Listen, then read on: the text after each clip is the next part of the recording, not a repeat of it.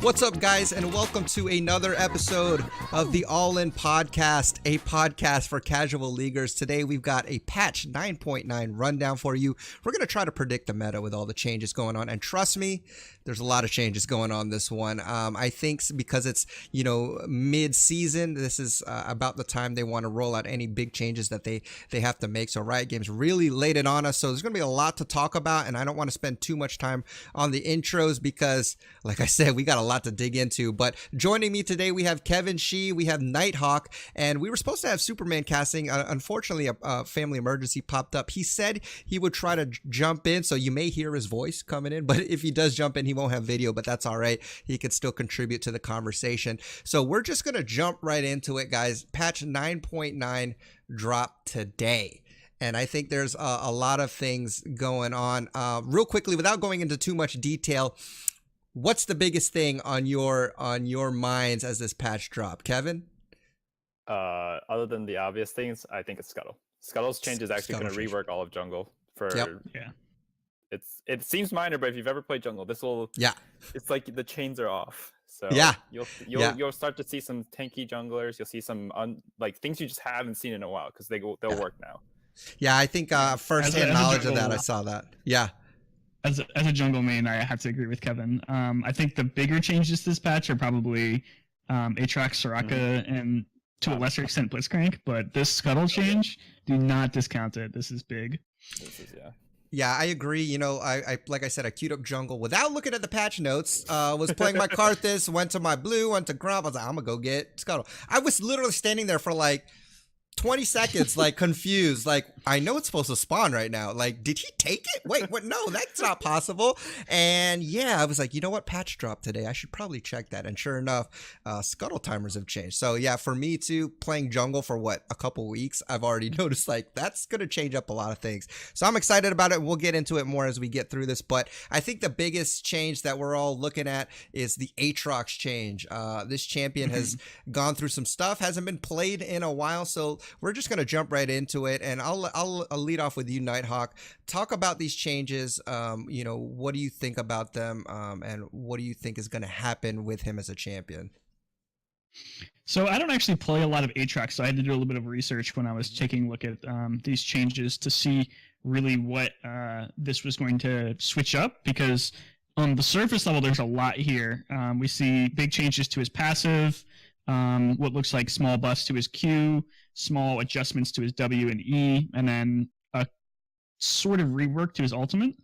I didn't really expect this was going to switch him up too much, but I looked at a couple of opinions of other people's online, and they were thinking that this could change him from being more of a dive into your backline and kill your squishies to more of a juggernaut sort of win the team fight by pure attrition type of champion. And I think the main reason of that is because of the ultimate change. We see that instead of just getting the free revive whenever he ults, you actually have to get a takedown to trigger that revive. And that's actually very big, because that's going to not allow Aatrox to just pop that ult when he's getting ganked and get a get out of jail free card. That, and another reason that I'll talk about in just a second, is going to change the way that Aatrox lanes incredibly. Just real quick, if you're not familiar with what they did to his ultimate, do a quick rundown. He no longer revives on death without getting a takedown, which means a kill or assist within the last 5 seconds.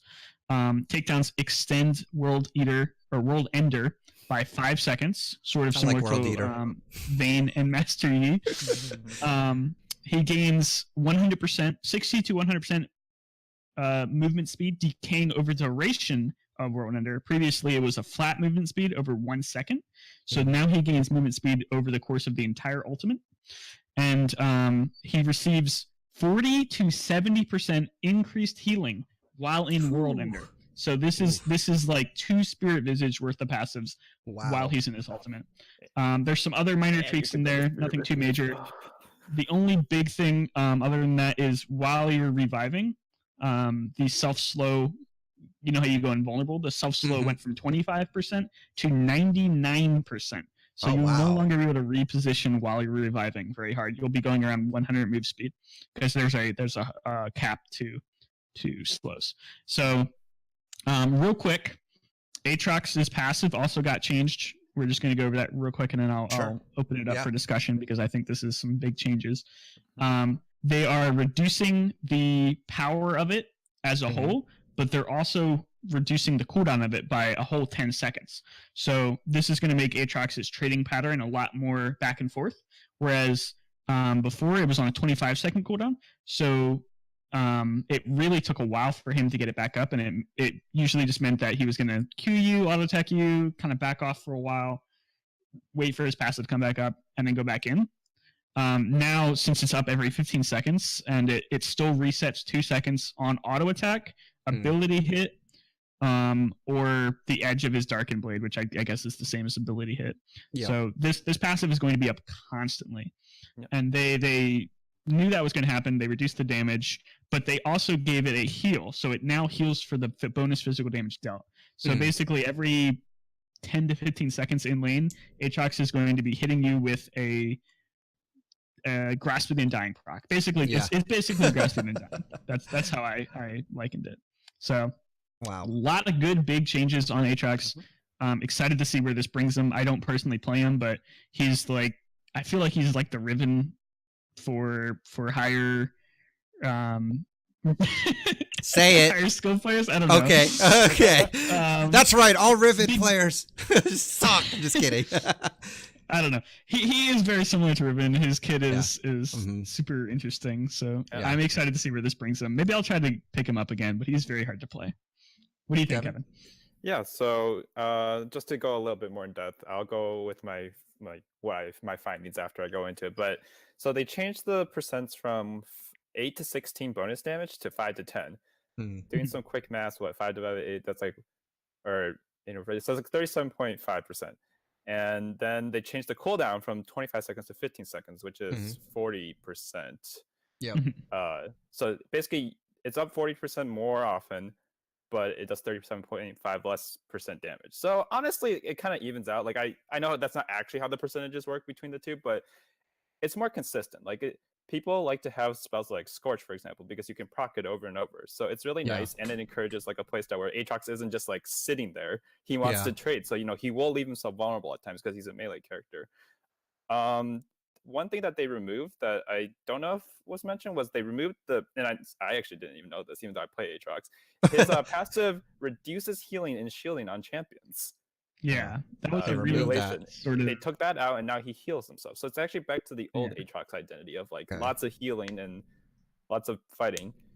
And they lowered his health regen from 8 per 5 seconds to 3 per 5 seconds. That's pretty huge. Like Riot is shoving in your face that you must be like interacting with this character to make him work. Something cool though is that now his passive heals, and you know how we're talking about the heals are up more often, and that they do the extra damage. It works in jungle monsters now. It did not used to do that. Oh, okay. Yeah. Aatrox used to work in the jungle already, and actually he was considered pretty good with Aftershock, granted, but he was considered pretty good in high elo. So now it looks like they're trying to edge him as an option for both top and jungle. In fact, to me, I think he's actually more suited to be a jungler, because with that CD being lower, it just helps you sustain the jungle and be healthy.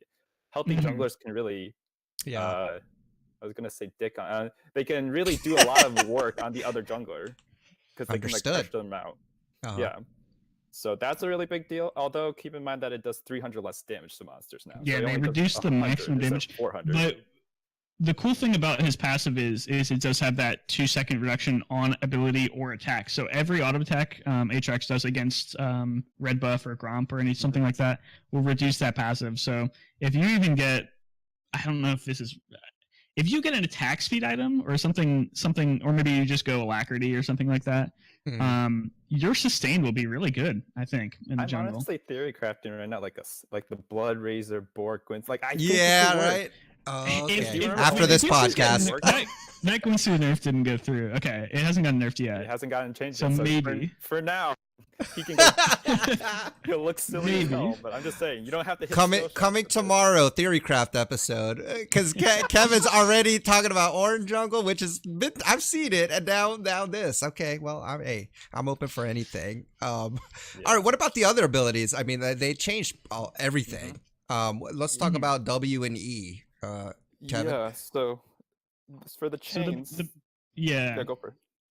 The main change for the Q was they changed the cooldown timer from being on the first cast, which means whenever you hit that really long range one, to being after the third cast. So this means that if you're not using the Q one after another, it's going to be on a longer cooldown. Yeah, I see. But if you hold on to it, or no, if you do use it one after one, it'll be on a shorter cooldown. But if you hold on to it, it'll be on a longer cooldown. But they also reduced the cooldown by 2 to 6 seconds, which is going to be pretty insane, having it on a 6-second cooldown late game with before CDR.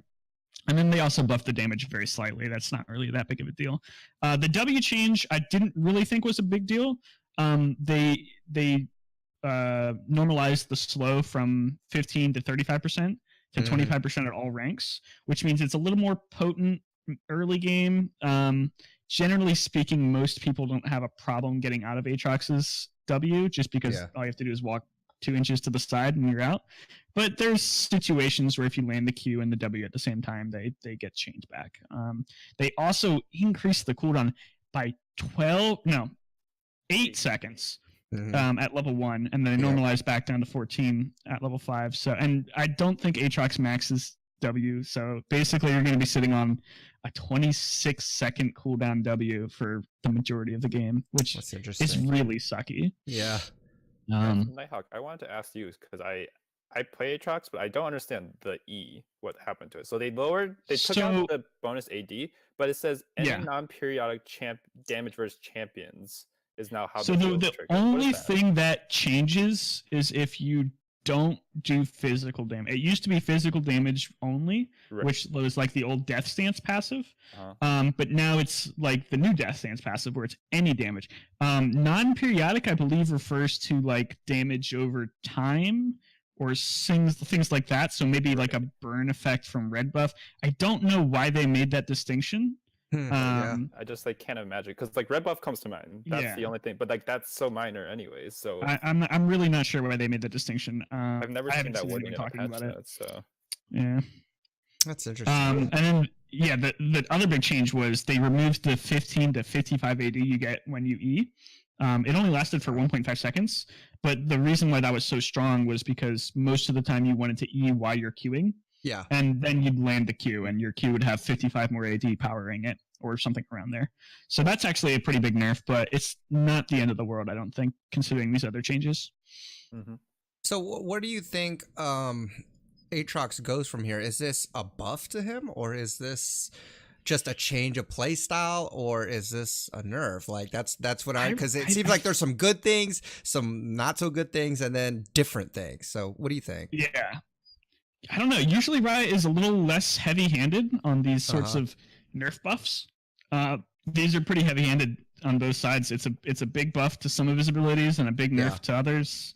It's going to be really hard to see if he's going to come out of this alive. I think we'll just have to wait and see. I think that he might be stronger. There could be a jungle Aatrox coming out, but I honestly couldn't say. So I would say just having played the character a few times and struggling with it, I think they're nerfing the early game. If you actually do the math, especially with the base health regen, which matters a lot early game, they purposely targeted a lot of early game things, and it all normalizes later.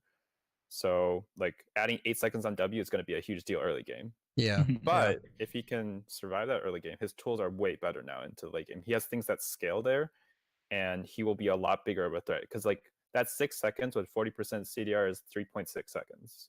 Yeah, and his Q will be always up. Yeah, so it'll basically always be up, and it also has CC. So after the CC, you have to take into account the CC and all that. So he will basically be like a bruiser. I was gonna say kill, but not to that extent. But he'll have insane healing, insane damage. He just has to pay for it with his early game. They're basically taking away his Renekton status from early game and then making him a scaler now. I think that will push him to the jungle personally, because now that the jungle is less interactive on paper, it's naturally you will want to play a more punishing character, like a more punishable character in the jungle, survive that, and then have a really good scaling bruiser for late game. So that's what I think. I think that he's I don't know. better I think late it's clear. and worse early. I think his clear might just be a little too awkward early, especially since I think the last time Aatrox got played in the jungle was when his E still healed on all damage instead of just champion damage. Yeah, but I'm not sure if that's true. The only thing I'm worried about. I'll have to lab it, so I'll get back to you on that. It's like Kevin's gonna do some research. If the passive gives you enough sustain, yes, I think you're right. But I think if you end up being less than half health on your first clear, he's not going to be very good. But we'll see. We'll see. Yeah. So right, we spent a lot of time talking about Aatrox. That's all right because it's a pretty big deal. One more question though: do you think does this affect his build in any way, or are we still looking to build the same things, or like you mentioned a little bit? You know, are we trying to get a little more attack speed going on? I know you mentioned that for the jungle, but just your thoughts. So Riot says that they wanted to push him towards a more bruisery build. I believe Aatrox usually builds something like Black Cleaver, Death Stance, Yep. And then Sterix Gauge, the typical bruiser items. So I don't think that really switches up. Maybe in the jungle you see some form of attack speed on, but I really doubt it. Maybe does Aatrox use mana? I honestly don't even know. No, I don't think he does. Resources character. Yeah, so probably not Triforce, although it wouldn't be bad on him considering his Q. But who knows?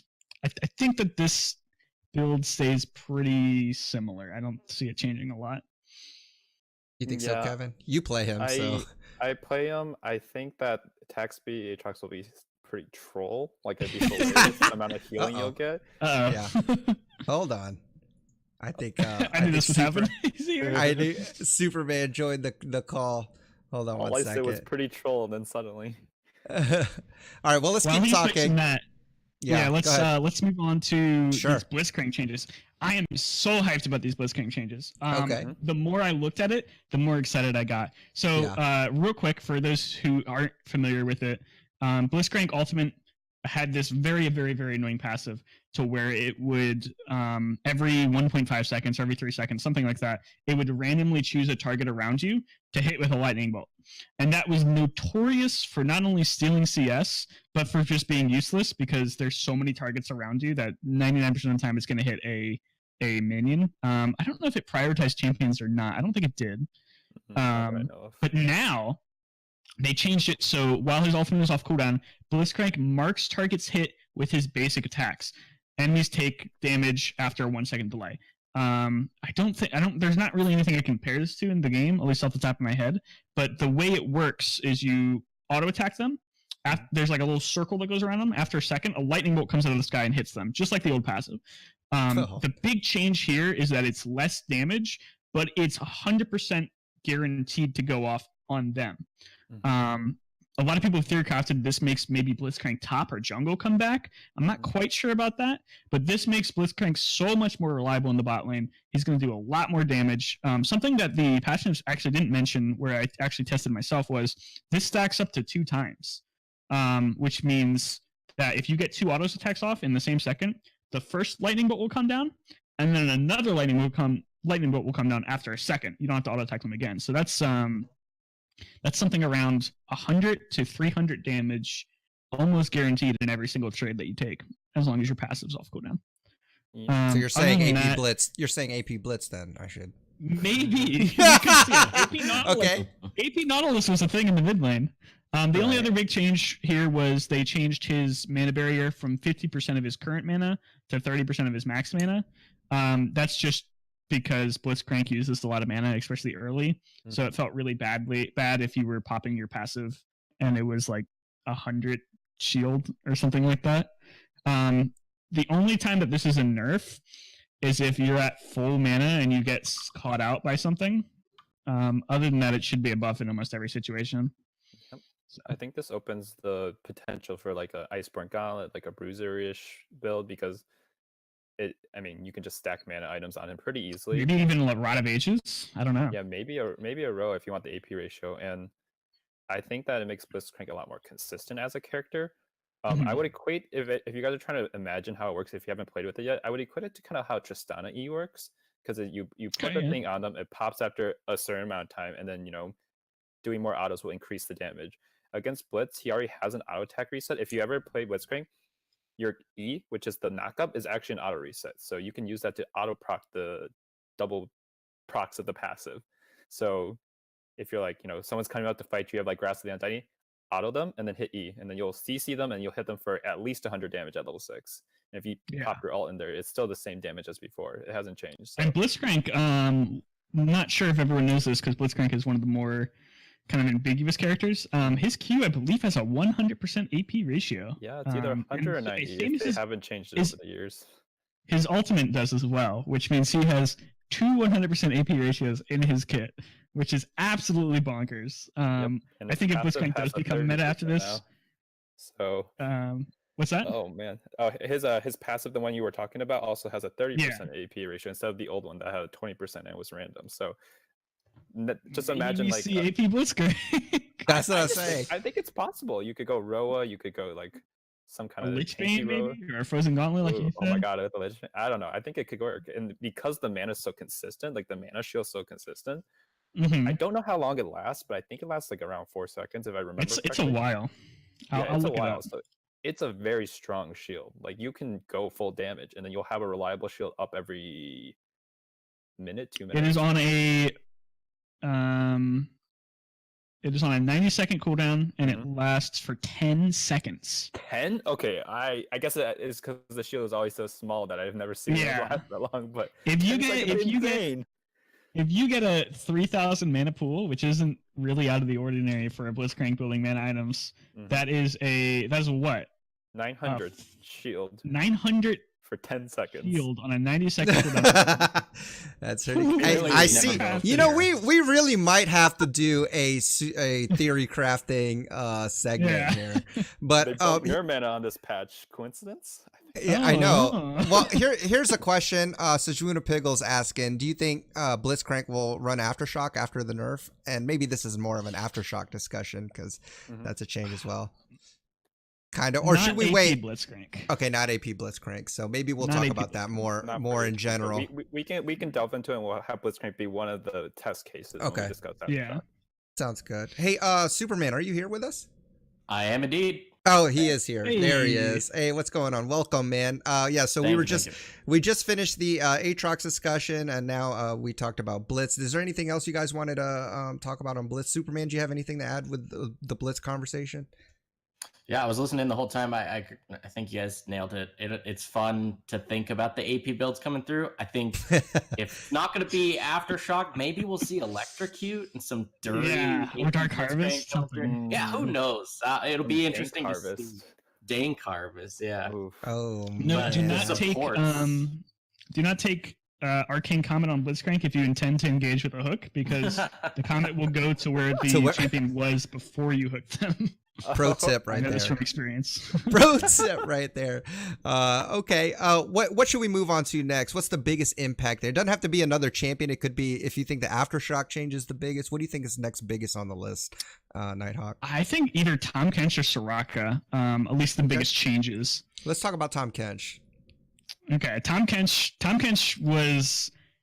This is a pain point for me. If there's any Kench sympathiers out there, sympathizers. I apologize. I hate your champion. Your champion is awful. Yeah, me too. Yep, me too. So, I thought you were hurt because you played Tom. I know, that's what I thought too at first. That's funny. Okay. This champion was basically just a get out of jail free card for your AD carry or your carry, whoever it was. So Riot said, okay, double lift. This has been going on this has been going on for so long. It has to stop, and I think mostly it stopped because we did see it in LCS and pro play so much. But it was so obnoxious to almost kill somebody and then have them get eaten and run away by a catfish. Oh yeah. So the main change this patch, I believe, was the W change. It was heavily nerfed in almost all aspects. Now you're grounded and slowed by 95% when you're devouring an allied champion. So that's the same. It's basically the same as if you're devouring an enemy champion. Allied or enemy, you'll always move the same speed. Yeah. That, like we said, that reduces the viability of you being able to save somebody. It's still okay, but you're not going to get out of the fight with them. Yeah. They increased the mana cost They gave it a small mana refund if you're devouring an enemy champion, just so you don't run out of mana from one combo. Mm-hmm. They normalized the cooldown at 20 seconds. So it used to be 28 at level 1 down to 16, so that's not really that big of a deal. They nerfed the base minion spit damage, which is when you ate a minion and then spit it out at somebody. Yep. They nerfed the percent health damage against champions by a whopping, I believe, it's something north of 23%. It was a 36% at max rank. Now it is 13%. But they did give it a base damage ratio, which it didn't have previously. I did the math just now in my head, and so let's say you go into lane, right? You have 600 health, and it used to be 20% max health, so that would do 120 damage, right? But now it's 100 base damage plus 5%, and 5% of 600 is 30, so that's 130 damage. So it just targets maximum health, not your health. Yeah, the target's maximum health, because your opponent will have 600 health if they buy a door and going to lane. They usually have about 630, because that's how AD carries base health work. And so at level 1, before you do anything else, it will do 10 more damage. But at every level afterward, after you hit 700 health, you're just out of luck. This also kills Jungle Tom, I believe, because the percent max health damage was pretty helpful in killing jungle camps. I mean, Jungle Tom was not really a thing anyway. Yeah. But it's even less of a thing now. It's kind of a nerf across the board. I don't think they needed to nerf spit damage, considering they made it cost 40 extra mana. So like people were barely going to use the spit anyways to harass. I mean, I mean, as much as we hate Tahm Kench, I guess, with him devouring a teammate and kind of the get out of jail free card, because I think that's the biggest complaint is, what's the point of it now? If he can't even help his teammate really move out, is it even gonna? Does that basically negate? Yeah. Okay, so let's not go off the edge here. I don't think it's completely useless anymore. The way it's going to be used now is like a temporary Bard ultimate, I believe, like a targeted Bard ultimate. Mm-hmm. You eat an ally if they're about to take a whole lot of burst damage, like old KO, something like that. Mm-hmm. But I do think the primary point of it now is to just lock down an enemy champion until your team can follow up and get into position. Gotcha.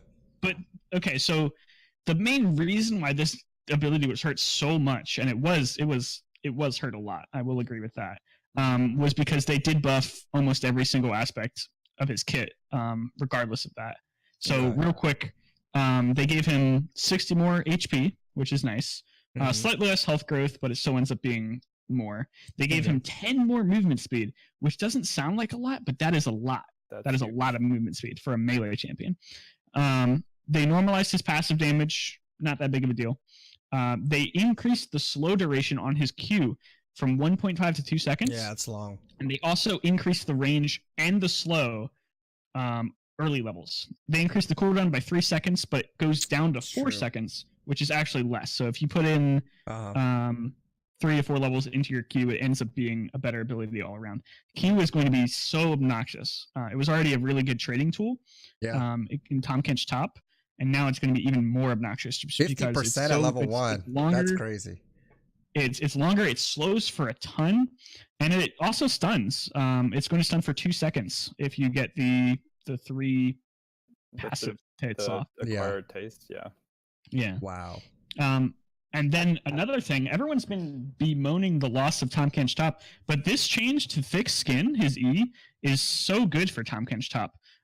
They gave him his heal from 15 to 35% of his gray health to 20 to 40%. That means that every trade that Tahm Kench takes, if he doesn't pop gray health, he's going to be healing for like 40% of the damage you did to him, which is like hike levels of sustain. Yeah. It's really good. It's going to be really hard to trade with Tahm Kench. And they also made it the shield pop, when you actually do have to use the shield, it no longer costs mana, and it's 100% of your gray health. So every single bit of damage that you took, you can shield back up for however long Thick Skin lasts. So I think we'll see if Tahm Kench top does survive these nerfs. We'll see Grasp of the Undying Tahm Kench just out trading the hell out of every single melee top laner. The last change to Tahm Kench they did was Abyssal Voyage. They nerfed the range early and increased it late, and they also increased the cooldown slightly. Not that big of a deal in my opinion. Wow. So I would say, as someone who's also, I've tried a lot of random shit. Yeah. Okay. As someone who also cool. plays Tahm Kench in the jungle and the top back in the day, and as of late, I don't think he can be played top because the W changed though. His ability to duel and destroy enemy tanks was largely dependent on that 36% max health damage on his W. Now, because it only does 13% max health plus like 240, which is not useful against tanks when you get to that point. He can't go in top. He can in certain matchups, like against like maybe squishier targets where the base damage is more useful. But if he goes now, he'll just get heavily outscaled. He'll actually, let me just put it this way: against certain targets, he's actually protecting the enemy if he eats them, not hurting them. It's true. Wow. Because they're immune to damage from your teammates too. So it's unlikely to put that many resources in a top laner. However, I actually wanted to make the case. I actually think this will put Tahm Kench's play rate higher, not lower, in the long term, because I think that we're too look, let's be real. Do you actually see Tahm Kench that often in normals and ranked? I have not seen him in the last no. Maybe like once or twice in the last like 50 games. Yeah. And that's because they saw Bears Tahm Kench work in the LCS finals, so they played it right afterward and then lost. Sure. A lot of Tahm Kench's power came from his base stats. When he was released as a champion, he was just a monster. He just walked up, started licking you, and you're like, well, I'm dead. They buffed that. 60 health is like 2/5 of a health crystal, and the health growth doesn't matter. The movement speed is huge. 10 move speed, like when you lose 5 move speed off Arella, you cry. And the tongue lash, like Nighthawk talked about, that change is actually insane. 20% extra slow at rank 1 is a huge change. 30 to 50 with an extra tongue range, like yes, it's on a longer cooldown, but if he lands it, they could literally just walk up and run you down unless you flash or if you have a dash. Yeah.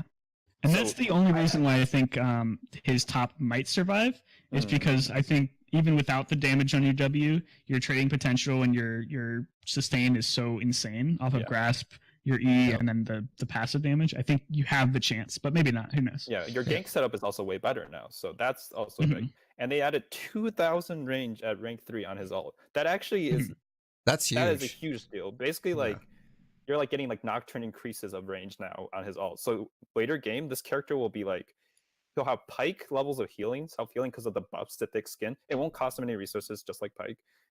And he will have a way more impactful late game ult. Sure, you'll Zhonya's in place, but there's a reason why people pick, like people buy a Zhonya's and then they buy a stopwatch as their last line of sight, because that effect is actually so valuable. Now, yes, we've been spoiled by the fact that Tahm Kench can run around while Zhonya's in you, but I don't think it's going to be as big as people think it is. I think once people explore a bit and once pro players pick it up again, which inevitably it will be picked at some point in pro.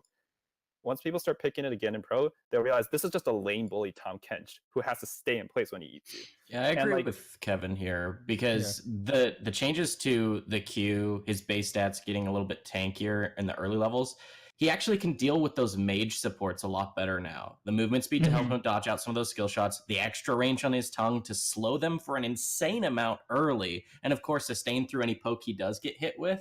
Yeah, you can save your AD carry from a lot of ganks just buying some time for them to actually set up their escape tools. That's really strong. And I love that you brought up the ultimate because for context here, his rank 2 ultimate matches the range of Twisted Fate's Destiny. Wow. That's far. That's at rank 2. At maximum rank. Level 16 Tahm Kench, I don't care what role you're playing him in.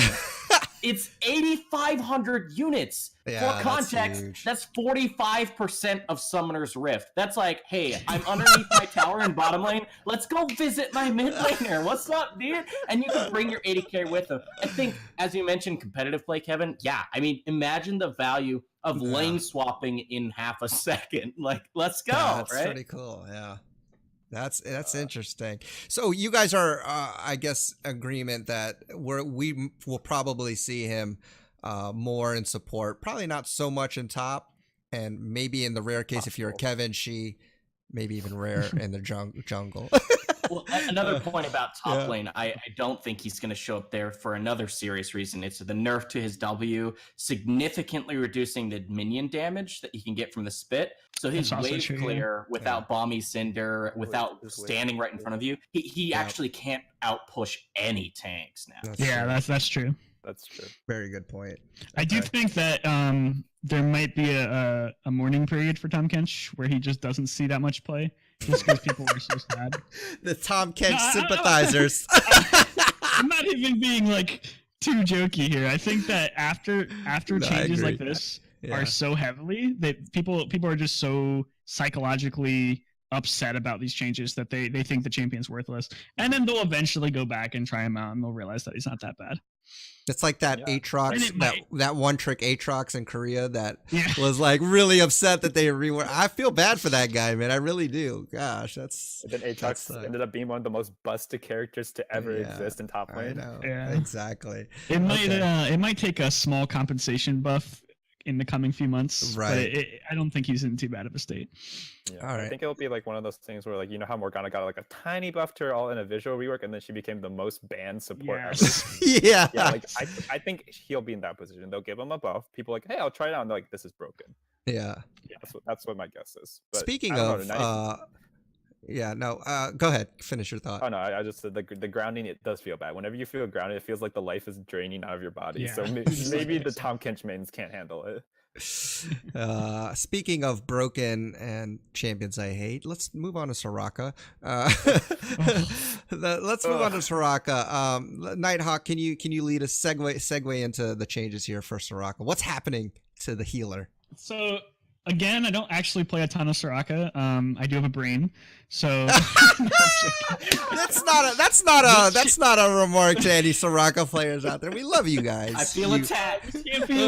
This champion sort of is iconic for being a heal bot support, and this patch didn't really change that. The only thing this patch really changed was Soraka was kind of creeping back into solo lanes a little bit, and she also was creeping back in sort of a lane bully type of champion, which is really not what she's supposed to be. Right. She's not supposed to outdamage other supports. She's kind of just supposed to keep people alive. She did have a lot of damage on her E and a lot of damage on her Q. And it looks like Riot just toned that down a little bit. They increased the rank or the cooldown of her Q a little bit. Early levels, they actually increase the healing that you get from your Q. So if you land a Q, you'll be healing slightly more. Same with your ally. And then they reduce the damage by something like 10 to 30 damage over the course of the ability. And then also they changed the Qs to where instead of you get 10% movement speed running away from people, you can get a 14 to 30% movement speed going anywhere. But it's decaying. I don't know how big of a change that is. I believe it makes her Q a lot more useful for poking, sustaining back up, healing your laner, and then poking, something like that. She won't do quite as much damage. The big change here is the E, actually. They're reducing the cooldown by 4 seconds at level 1, but they're increasing the mana from 70 flat to 70 scaling up to 90. And they're also reducing the damage by almost 60 at max level. So Emax Soraka was kind of just like, since the E is instant cast, you basically just put it down on your squishy. It does 230 damage with a 0.4 AP ratio. It's not a ton, but it adds up and it's annoying. So they just said, all right, we're done with this. You're going back to a heal bot.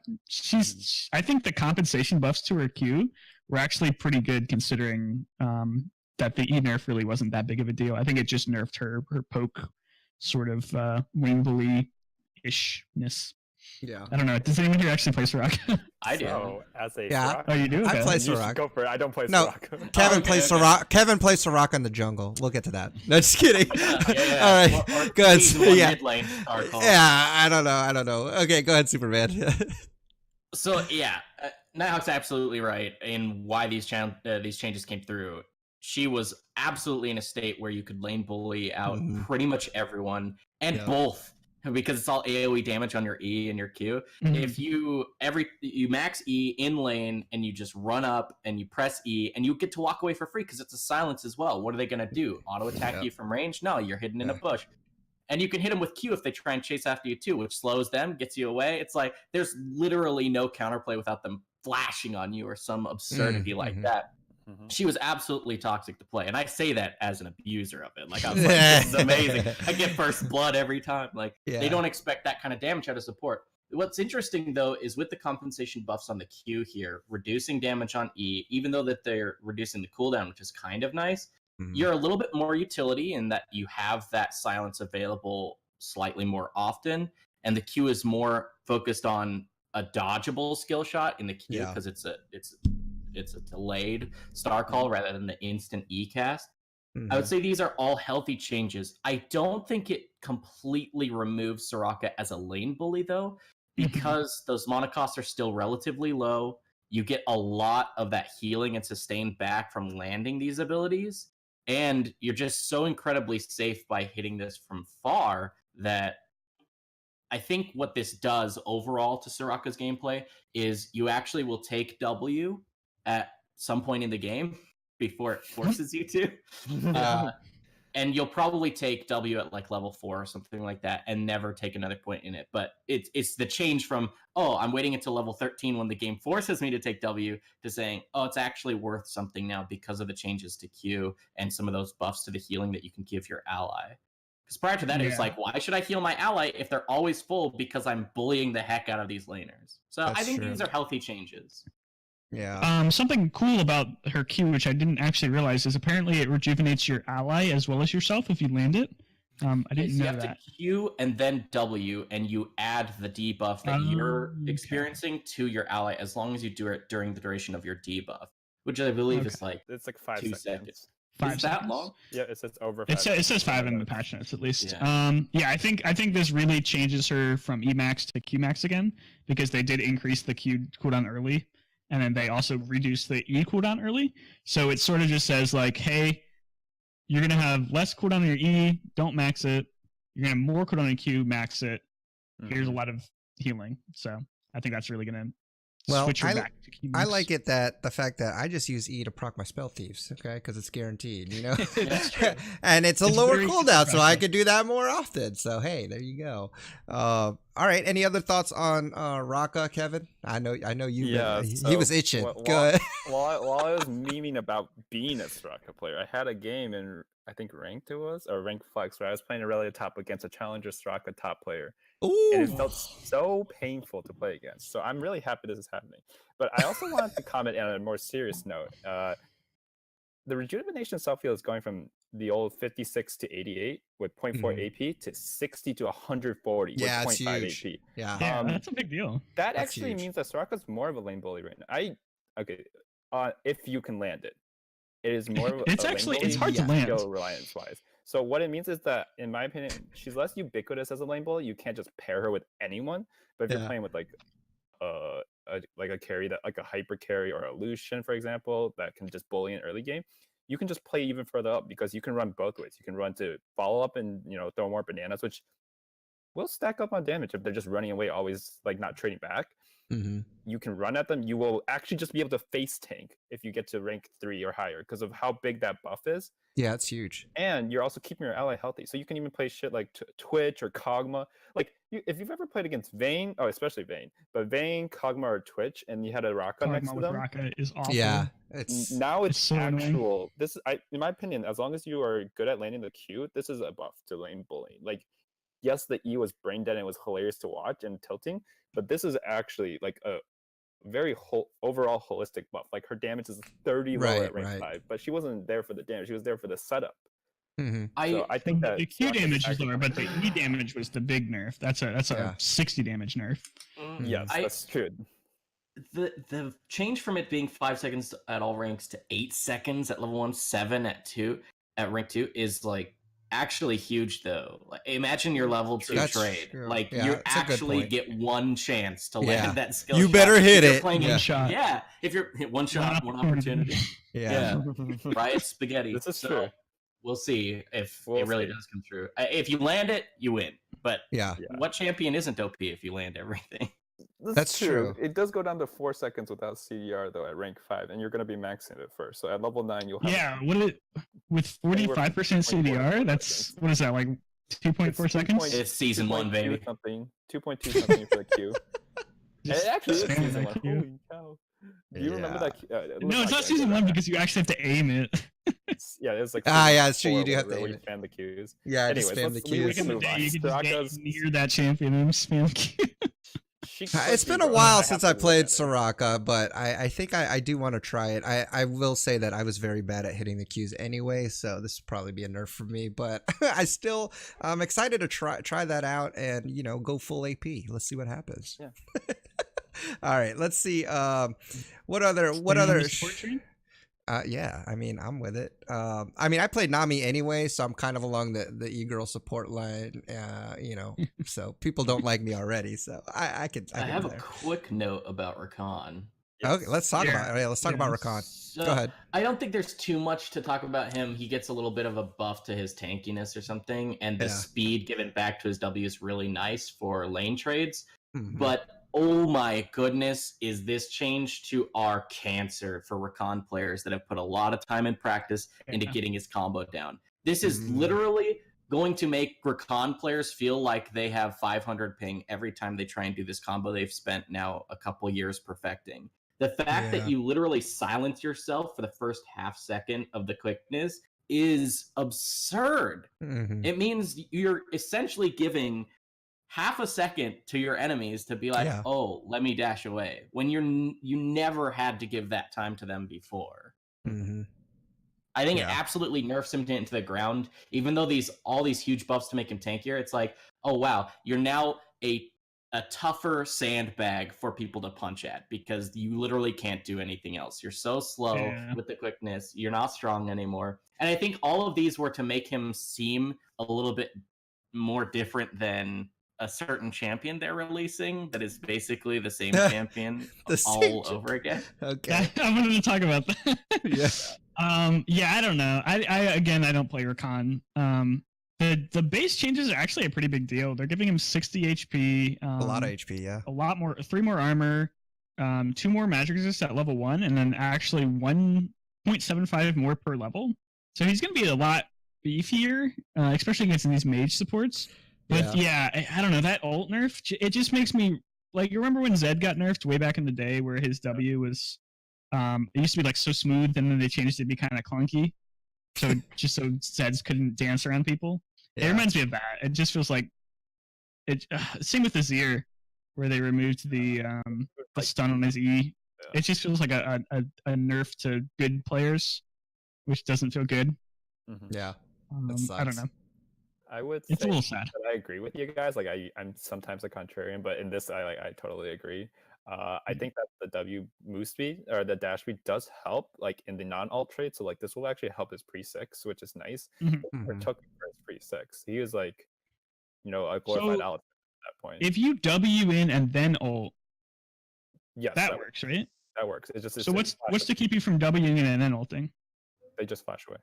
Because the reason why Rakan was picked over anything else as a support and still a meta support in the pro scene is because it's the most reliable engage that has the least counterplay in the game. Yeah, it can taunt not just you, but like the Tom Kench next to him or the whatever next to him, and it's instant because you can flash with it.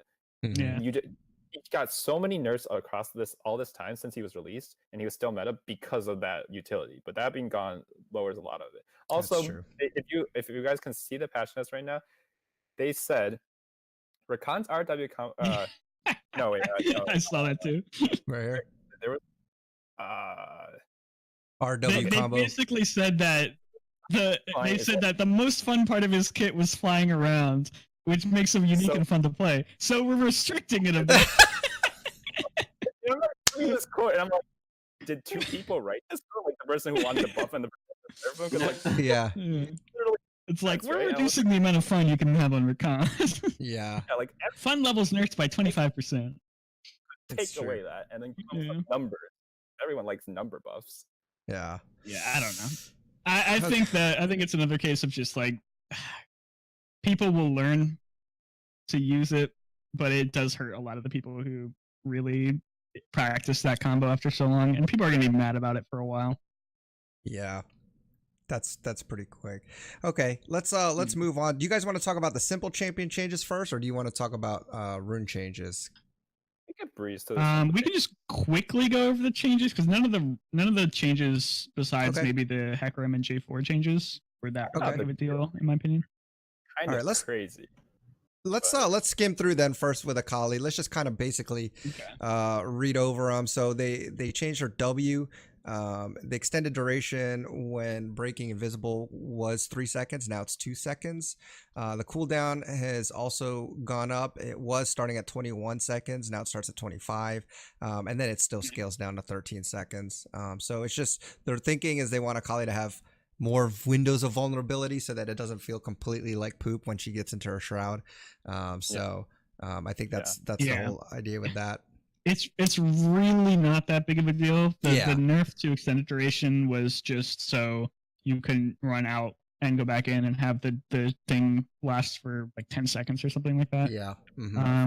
I think that it's sort of just like one of those nerfs where it's sort of just to placate people where they're like, okay, we'll nerf Akali. Yep. Maybe they'll back off of us. Darius Q. Yeah, let's look. Q except for on the other side. So Q, they're improving.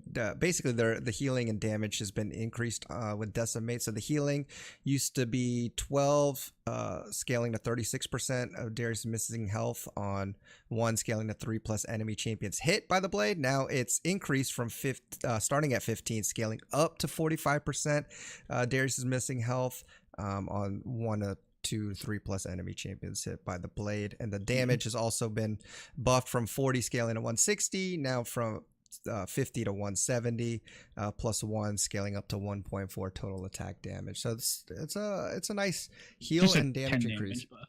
Oh yeah. The only situation where this really matters is in the 2v1's top when you're getting ganked. If you do manage to get that 2v1 Q, you'll heal for 6% more, which is it's pretty good. You'll be a lot stronger than those 2v1s. It doesn't really change his 1v1 a little bit. That 3% is nice, but it's not that big of a deal. Darius is one of those champions where he excels in lower elo, and then the higher elo you go, he usually gets worse and worse and worse. I don't think that will change. He will be a bigger lane bully now than he was before. That's about all that can be said. I think this could help him in higher elos, honestly. I like what you said. In lower elo, he's always been, you see him flash away because you're so scared of this guy who's like, right? And it's like, whatever. That's me. But I think he actually, and they say it in the notes, this is for team fights. This is for late game. When you've actually shown up with your teleport, you're no longer trying to split push like a meme, and you can actually show up. That's some serious healing later on. Think of that from a Spirit Visage in a kit. Like, that's you drain tank. This might push Phase Rush into more popularity than it is. It already gets played a decent amount, but with the Phase Rush, it gives you the ability to reposition a little faster, and you'd be able to land those 2 to 3 hit Qs a little bit more reliably. So we might see more Phase Rush, although Conqueror is just so good on him too. It's hard to so it means that like now you get the Conqueror healing, but also the move speed if you just Oh, that's true. I also think that like it's okay. So it's 9% extra missing health on if you hit 3 or more people late game. That's basically a mini try on proccing every 4 seconds or so when you have like 30-ish CDR, which is how you. If you can land all 3. Yeah, but even if you land with 1 or 2, like you're just healing so much more. Like I think it will push him over the top because right now Darius never had a problem laning phase. He's the kind of character who like gets like one of the most like the highest number of solo kills you'll ever see in like a early game. And he's getting a little bit more damage there, so he'll be able to, continue to excel up there, especially because tanks are coming back and they get bullied by him early. And then he can transition now. So I think that his problem was he couldn't transition before. And I think that depending on the matchup, if he can stifle certain matchups, then he's going to be a decent pick. I don't know if he'll go to pro though. I don't think he puts him into pro play. Yeah, I think he's just too kiteable. Yeah, that's right. Exactly. Nice. It's just a little too kiteable. I like that you brought up tanks, Kevin, because last patch, that's all we were talking about, is it seems right shifting, especially competitive, towards a tank meta, and laning phase hasn't happened yet, but we'll see. I mean, we're watching MSI, right? But I think if Darius actually, with Phase Rush in particular, can bully tanks that hard, and it remains to be seen, but if he can, he could actually be an S tier pick. I still don't know about competitive play because of his kiteability, but boy, people are going to try it in scrims. He is just one of those champions where if you get 2 kills, it's game over, at least for the next 20 minutes. He's so hard to trade with. I don't like playing especially as a against him. melee top laner. I don't even like ganking quick, him. Yeah, I don't know. He's hard to play against if you don't know what you're doing. Yeah. Echo changes, 3 more AD, and then 20 mana off your E. Very small changes. The base stat for the AD means you can CS a little easier, and your early trades are a little stronger. And the mana reduction on your E is really nice because Echoes normally don't actually build a mana item until Lichbane, which is usually your second or third item. So having 20 extra mana off your E, which I believe is your second max, is helpful. It's really not going to change too much. You might see him a little bit more as counter picks to some mobile mages mid, but I think these are more placebo buffs or at least quality of life buffs to him. There's a slight, ever so slight possibility that because of the AD changes here, we might see Tank Echo come back. Yeah. Interesting. Because of you have a lower mana cost on E, it's so spammable. Sheen scales off of your base attack, and it's scaling that Gauntlet could do really well with this change. I don't expect it to happen, but there is that slight possibility that people will love. I could see like a Tank Echo with Grasp or maybe even Conqueror being okay because he is a melee champion, so Conqueror is better on him. But that's true. Who knows? Yeah. I think y'all are speaking Echo. Echo's a good character right now, like quite good. I just think pros aren't playing it. But that's all I'm saying for now. Yeah. No, I agree. I think Echo's pretty good. He's all right. I'm not saying he's bad. I'm just saying. Yeah, I think Echo's gonna. I don't know why he got buffed, but okay. I'm pretty sure at a different level than me. Yeah, I know. I think maybe in your elo they're doing well. Let's move on to Hecarim. What you think about these changes? Nighthawk's happy. God. Let me start first with Kevin because I know he was playing a lot of Hecarim lately. What do you think about these nerfs? Hecarim, if I can get it. I don't think it matters. To be honest. Sadly, I sadly agree. So look, like they're all lower numbers, which are scary things. Like I hate having like lower grades and stuff like that. But you look at the bonus damage, 10% per stack extra damage to 5% per stack. So you get 2 stacks on. So how the little whirly baton thing works is it goes up to 2 stacks, which will lower the cooldown and increase the damage. It used to give 20% bonus damage, now it only gives 10%. And that's like something. That's like 30, 40 less damage every 2 seconds, which is kind of big. But what made Hecarim was strong was Conqueror. Hecarim came back into the meta because of Conqueror. It has nothing to do with it has something to do with how they buffed his Q. He did show up after they buffed the Q to 10%. I don't remember what the previous one was. He did show up. It was like lowered by a little bit, but yeah. The reason why he's been played recently because he disappeared as soon as he came back. Like I remember that like Licorice play it a little bit in the top lane. Yeah. Oh wait, no, that was the season. But either way, we saw it like once in a while in the top lane, like Ignite Hecarim, and then they would get solo kills. I think this playoffs they did it too. Yeah. But these buffs and these buffs are these nerfs are just like returning back to what he was before. But Conqueror is still there in the same form it is before. Conqueror is what makes Hecarim strong. Because Conqueror procs when he does the AoE on his Q.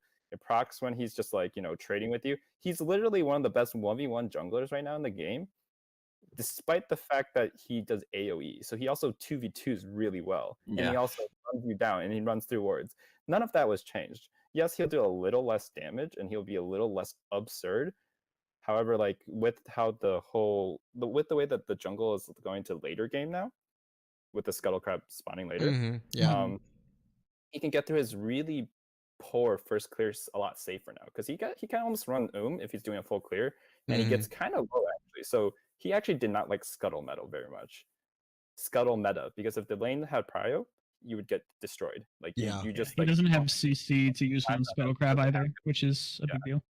So like this is actually honestly like this hurts him, of course, but because of the way the jungle will operate and because Conqueror is still in the game the way it is, he'll still be just as good, in my opinion.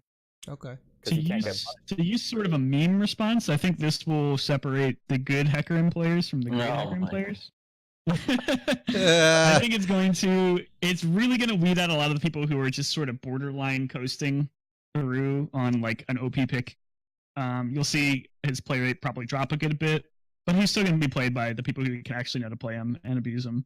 and abusing for his strengths, let alone his overall OPness. Okay.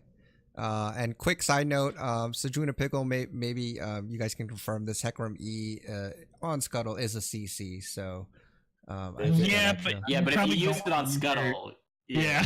Okay. Don't use it on Scuttle. Don't want to use it on Scuttle. There we go. So it raises the rate you clear. You kind of need to do it, but it does increase your damage. But then all of a sudden, if the enemy jungler shows up, you have zero escape. You have to that's why your mid laner needs to ward at 115. I tell my mid laners every game. Because that always works. Because they always listen. Because that always happens, especially in gold. Yeah, exactly. All right, let's move on to J4. Let's look. Nighthawk, do you want to talk about J4? Yeah, I don't actually know why J4 was nerfed. I don't think he was that strong. I think he was just too consistent. Same kind of reason I think maybe Hecarim was nerfed. I don't think J4 was anywhere near that level of Hecarim obnoxiousness. And these nerfs really aren't that big of a deal. They're reducing the shield by 0.15%. Yeah. Or 1.5% per champion hit, which does end up being something pretty massive late game if you do land a 5-man W, but J4's strengths is because he's got a very reliable engage. He can burst down squishies very easily. And he is just overall a good CC champion with EQ being not the hardest combo to hit. And then the ultimate having, it's sort of like a mini Amumu ultimate where it's not CC per se, but it can log people down in a certain area. So I don't think this kills him at all. I think it just is slight placebo nerfs with the W getting to the point where it might just be a real tangible nerf to him. I think he's just unplayable with 2 mana less at level 1. Okay, that's it. Done. Yeah. Real talk though, I think these are competitive nerfs, but not significant ones. The reason why I could see them nerfing him literally across the board here in his entire kit is he's too consistent with Jarvan Galio, Jarvan Camille, like these combos that are such reliable engage onto 1 or 2 targets with little to no counterplay and competitive when well coordinated, that nerfing him a little bit, making him probably be a little bit lower health when he comes out of the jungle because of that like the less health and less shield from his abilities is pretty important, I think, to make sure that he's not just a free engage, always full health, gonna be fine champion. Yeah. Good point. Okay, Kevin, you got anything on J4? He is one of the easier junglers to play. Yeah, so J4 came back into the meta because of the attack speed buff on his flag. He's really good at clearing actually, which is not what he used to be. So that I don't think these nerfs mean a lot for him, but because the meta is changing to more safer jungles like Sejuani being viable now, J4 is going to be gutted a bit because J4 was that like he can fight early and he can team fight well. So actually, I think his place in the meta drops not because his stats drop by a little bit, but because like he already was going to be pushed out this patch by quite a bit, and now this like makes it hard for him to go tank. He can no longer go like Cinderhulk Jarvan and get like a huge shield off of his engage. Like you could get up to like a 450 health shield if you hit 5 people and you have 3,000 health, but now you only get 225, which is nothing comparatively. So I 100% agree with you. I don't know why they decided to nerf him this patch. I think if he was already going to be weaker. Yeah, so I think if they waited 1 patch, he wouldn't have been a problem. But it could just be the Riot special where they're trying to mix it up a little bit. Could be the Riot special where they don't know what they're doing. I'm just kidding. Hey. And they need their revenge. They want to make sure that any teams don't pick Jarvan anymore. So I agree with you, Kevin. I agree with you on that one. NA too strong. Okay, let's move on. There's no EU players here this time. So, Kennen, let's talk about Kennen. This is what's the going on biggest buff to Kennen for low elo players. Man. You will always get your resistances on your ult now. You don't have to worry about pressing 2 buttons at the same time. So now I think really the only thing this changes is if a really, really good Kennen was abusing the fact that you got that armor and MR in lane to take favorable trades with Klepto or whatever Kennen takes these days. Yeah. I do like that they didn't just straight up remove it. They did shift it to his ultimate. Usually what Riot would do in this situation was they would just remove it and they'd be like, well, no other ability has this sort of thing. So it was sort of a relic of an old time, which is true. But giving it to his ult is a nice little compensation buff. And I do think that it will help lower elo players stay alive when they're ulting. Maybe you don't even have to build the Zanyas anymore. Probably not, though, because Zanyas is really good. I don't know. You gotta get Zanyas on him. Yeah. I think that it's gonna nerf his early game too quite a bit, because like in laning phase you no longer get that tankiness to survive those like ganks as much. It's 10 extra armor and magic resist when you engage at level 16, which is like not insignificant for a character that doesn't really build a lot of resistances. Yeah, but it's actually a huge deal. Like he if you watch like pro Kennons, like how Impact plays, there was like a lot of people pick Kennon today, like at MSI. A lot of his trade patterns are like heavily dependent on the fact that you go in, you do all your shit, and even if they fight back, you have resistances. You have the ability to choose when you have resistances. So I think this removes Kennon from pro meta, and then for our level, like I didn't know that I gave resistances until like a couple months ago. So it also level. There you I'm go. on Reddit. I'm challenger. Okay, yeah, I didn't know that. It also gives attack speed, which is something also a lot of people don't know. It's just a straight up nerf. Yeah. It's rough. Like I mean, Slice and Mouse Stone exists a little longer than Lightning Rush, I think, or maybe they're the same timer. I don't know, actually. I don't know. Well, one definitely has a longer cooldown than the other. That's true. Yeah, I think if you were skilled enough to use the Cannon E in a way that this was actually abusing Cannon, abusing this ability, then I think you're probably good enough to play something else. Maybe Aatrox. I don't know.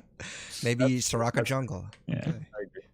All right, I don't think most people were abusing this. No, Kindred. This Kindred change is not really anything. It's just changing the scuttle cooldowns. Yep. So that's about it. That's it. Kindred takes scuttle as well. So interestingly enough. Oh, sorry. Go. I was gonna say it gives you enough time for your passive to your passive cooldown to reset if you got first blood within the first 90 seconds. So for invades. So it's actually low key a buff, but it doesn't matter at all. Yeah, it's one of those. It's nice, but it's not really going to make that much of a difference. Kindred is one of the better Scuttlecraft takers, though, especially with red buff. So she'll be happy. Yeah. What'd you say, Kevin? On this patch. Are there still 2 scuttles spawning at the beginning, or is it just one? Yes. It's 2. Yeah. Okay. All right. There's 2 scuttles. And quick note about the scuttles. Well, should we wait until scuttle? I mean, we already kind of talked about it. Wait till then. Yeah, we'll wait till scuttle. Okay, it's a bigger change. We'll wait till scuttle. Let's go to Lissandra. Oh, I'm sorry. Go ahead, Kevin. No, finish, Kevin. As a Kindred player, in some ways, this actually makes it more likely she'll get the first mark, because it used to be you would just be jungling. You take 2 camp and you pray that first mark is near you, because if it's not, it's on your side. Yeah. So now you can actually plan. Once you see the skulls up, you already have your buy. You'll be at full health or like near full health, and you can be like, "Hey, I'm gonna go to this side or this side. Come help me." And you're like, my mid laner is not level 1, so yeah, that's true. That also, it also gives the enemy the same opportunity there, doesn't it?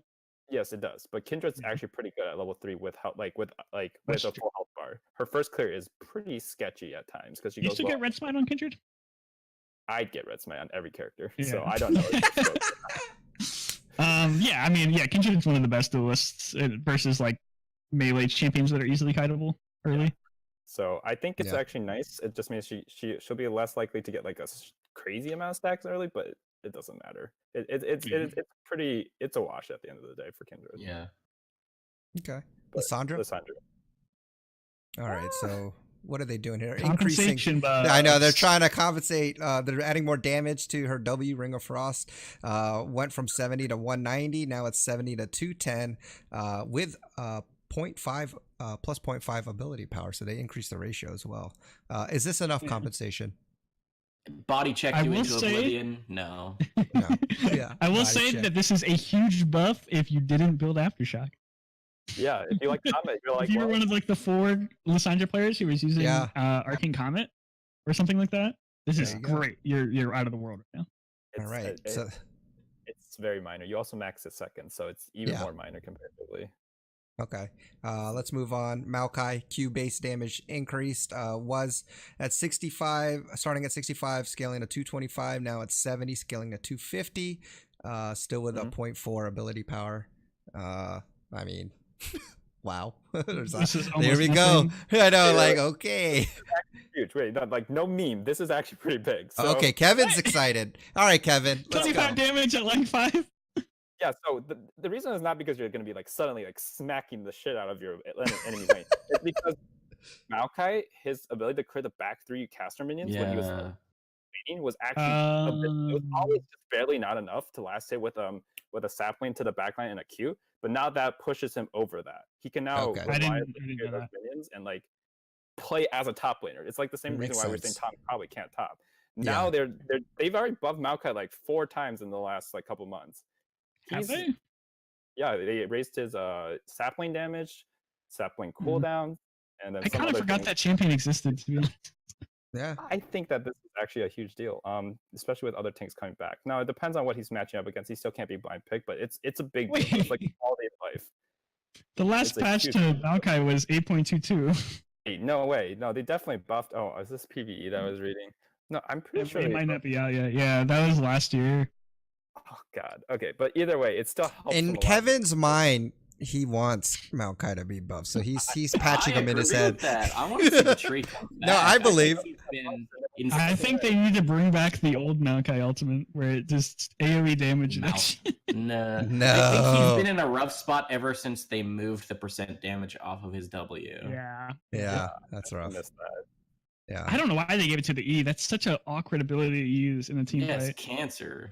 It's just like, I'm trying to lean it on somebody, and and then they nerfed the % health damage on that, so it's not relevant even if you do put points. And there's no initial damage anymore either, which was really fun. It's like the Maokai club. All right, let's Morgana nerfs, yay! What you got there? These are very good. I love these. Love Morgana nerfs. As a support player, I play a lot of Morgana. She's really strong with Morgana, Caitlyn, all that kind of crap. But the problem was she didn't have to put multiple points in E to be consistent, where a lot of those level 1, rank 2 abilities from especially tanks, initiators, and playmaking supports like Alistar didn't do enough magic damage to break the shield for any 2-part combo. Now, absolutely, most of those abilities will break that shield unless you're putting in a couple points, building a little bit of that early AP.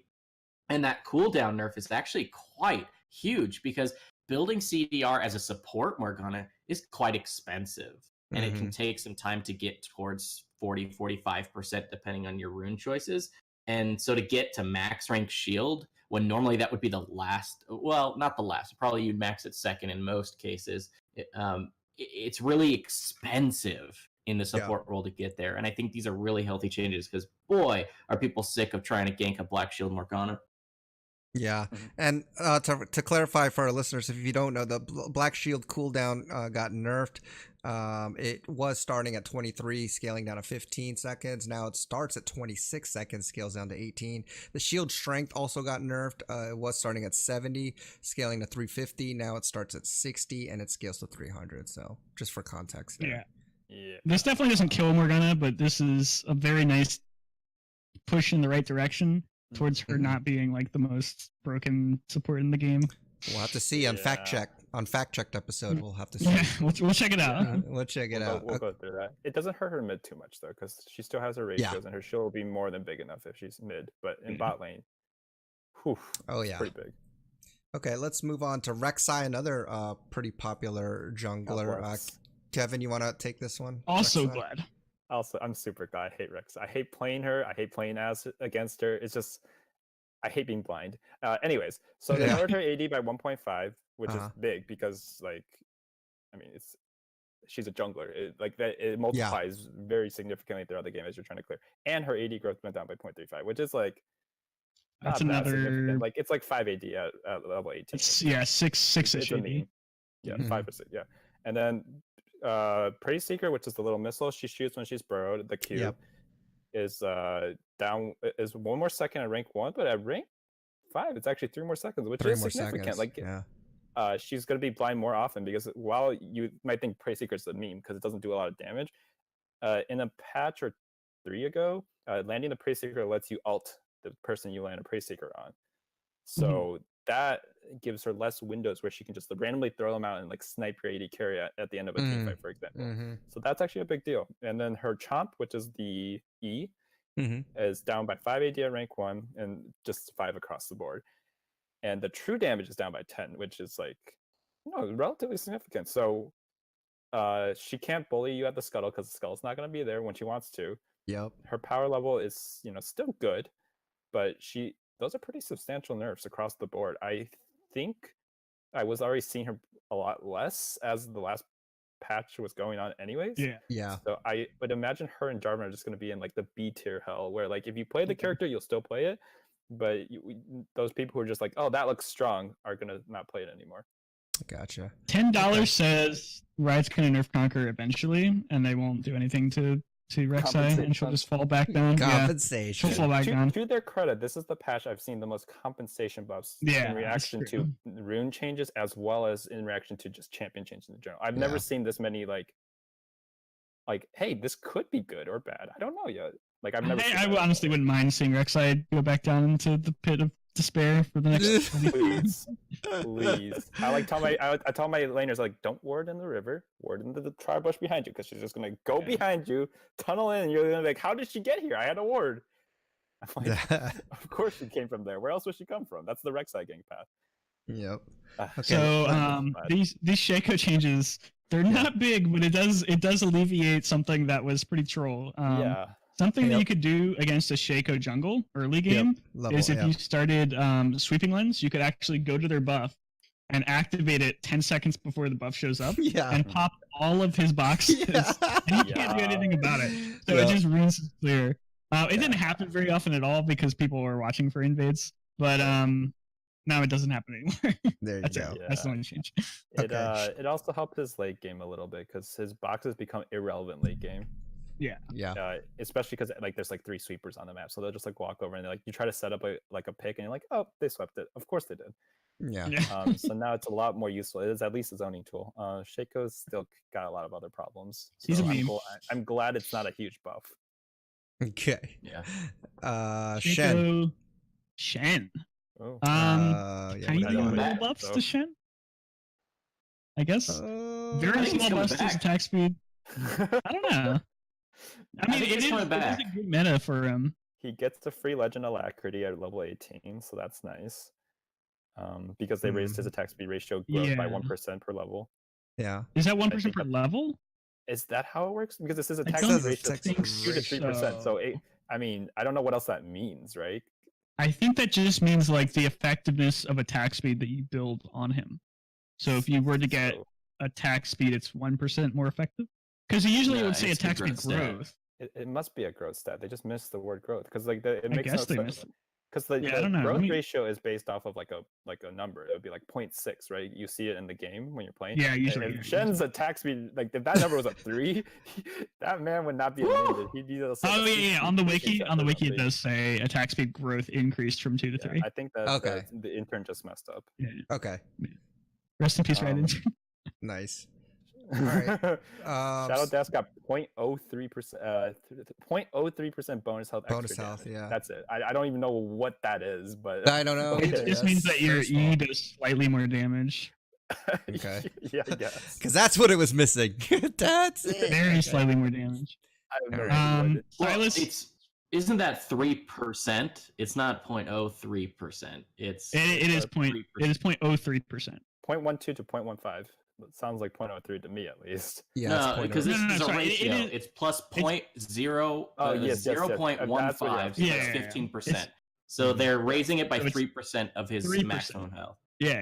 Bonus health. Yeah, bonus health. So I actually think this is really strong because with the attack speed growth, then level 8, you're going to be able to get into like an extra auto attack on most of your trades with your Q, which with us moving towards more and more tanks in the top lane and jungle means better trades because it's based on enemy max health, right? Or is it his own maximum health? It was like it's a percent max health, I think. Yeah, it's either his or the enemy. You get an extra auto attack easily in some of these trades. Right. And I think it just makes him more consistent in 1v1 trades, which is generally where he's struggled. If you're not going full on Titanic Hydra split push, and you actually hope to trade effectively against another split pusher, you didn't really have that option until perhaps now. Like what Kevin said, having a full Legend Alacrity stack at level 18, that's pretty big.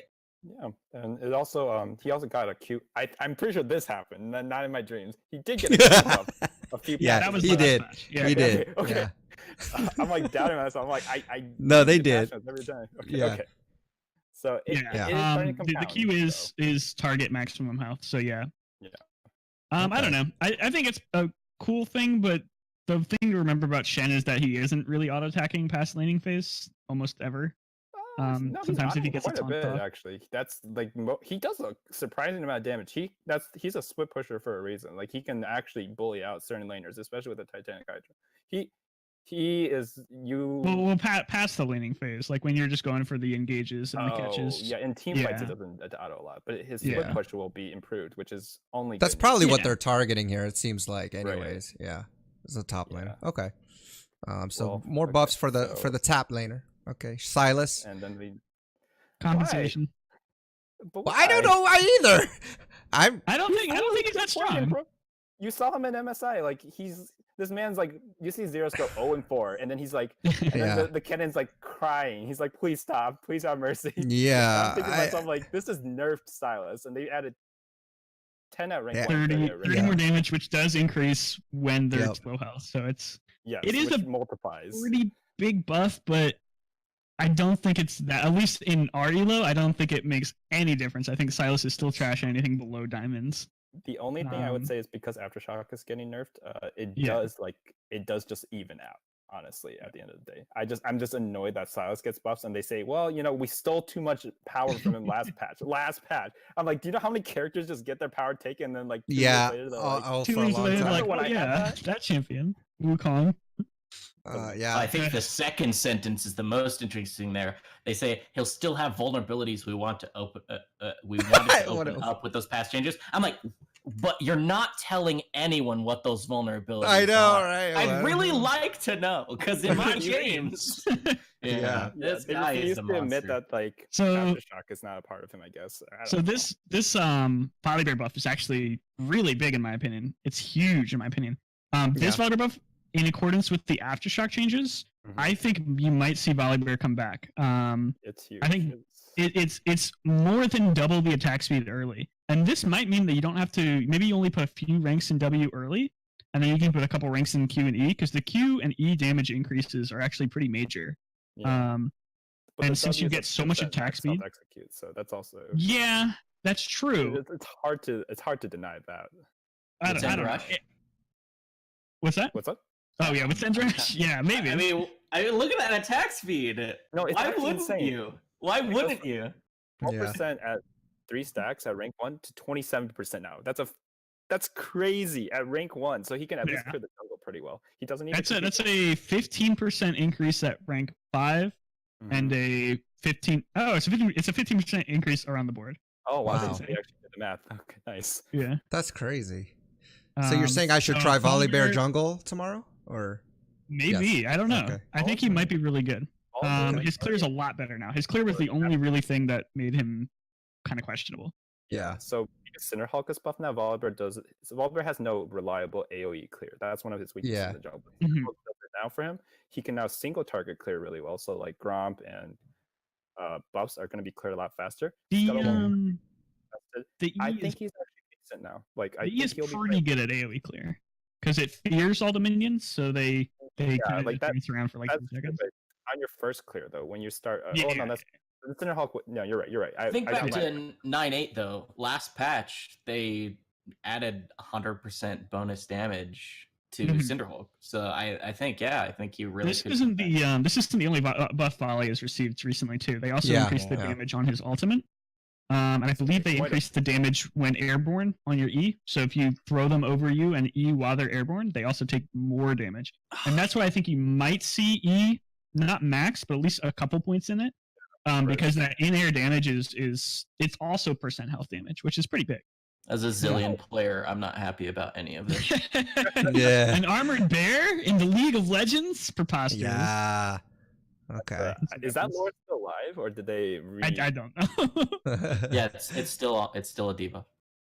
Okay. All right. Hunter's Potion is gone. Rest in peace. I know. I never bought it, but okay. I used to buy it when I was starting to jungle. I was like, I can't clear it. Maybe I'll buy this. And then I realized Me it was too. not worth it. Yeah, I used to buy it too. Okay, well. I think it only ever really saw play with Orange jungle. And I don't think anyone ever really built it. And even then it was kind of niche on Orange. Yeah. So, I don't know. It's sad to see them remove an item, but I guess it doesn't really matter. It was a cool concept, but they never touched it, and it actually gives you less healing than the. It joins the poachers family. Wow. Poachers do. So just real quick, because this is a eulogy. Really quick, Hunter's Potion heals more than the refillable potion, and you get all 5 procs up. But the 5 procs will like. You could have backed by then. You could have backed and walked back by the time the 5 procs. Yeah. And refillable potion literally heals double. The base item you build it from heals double what Hunter's Potion does. So like how like all you see those people surviving with like corrupting potion, they like survive because they were ticking corrupting potion. Yeah, that never happens with Hunter's. That's the problem. So if it was refillable, only had like 2 stacks or something like that, and it healed more, I think people would build it because like that active healing when you're taking a fight is useful, but it does nothing. It's 60 health and 35 mana. Yeah, it's just not worth it.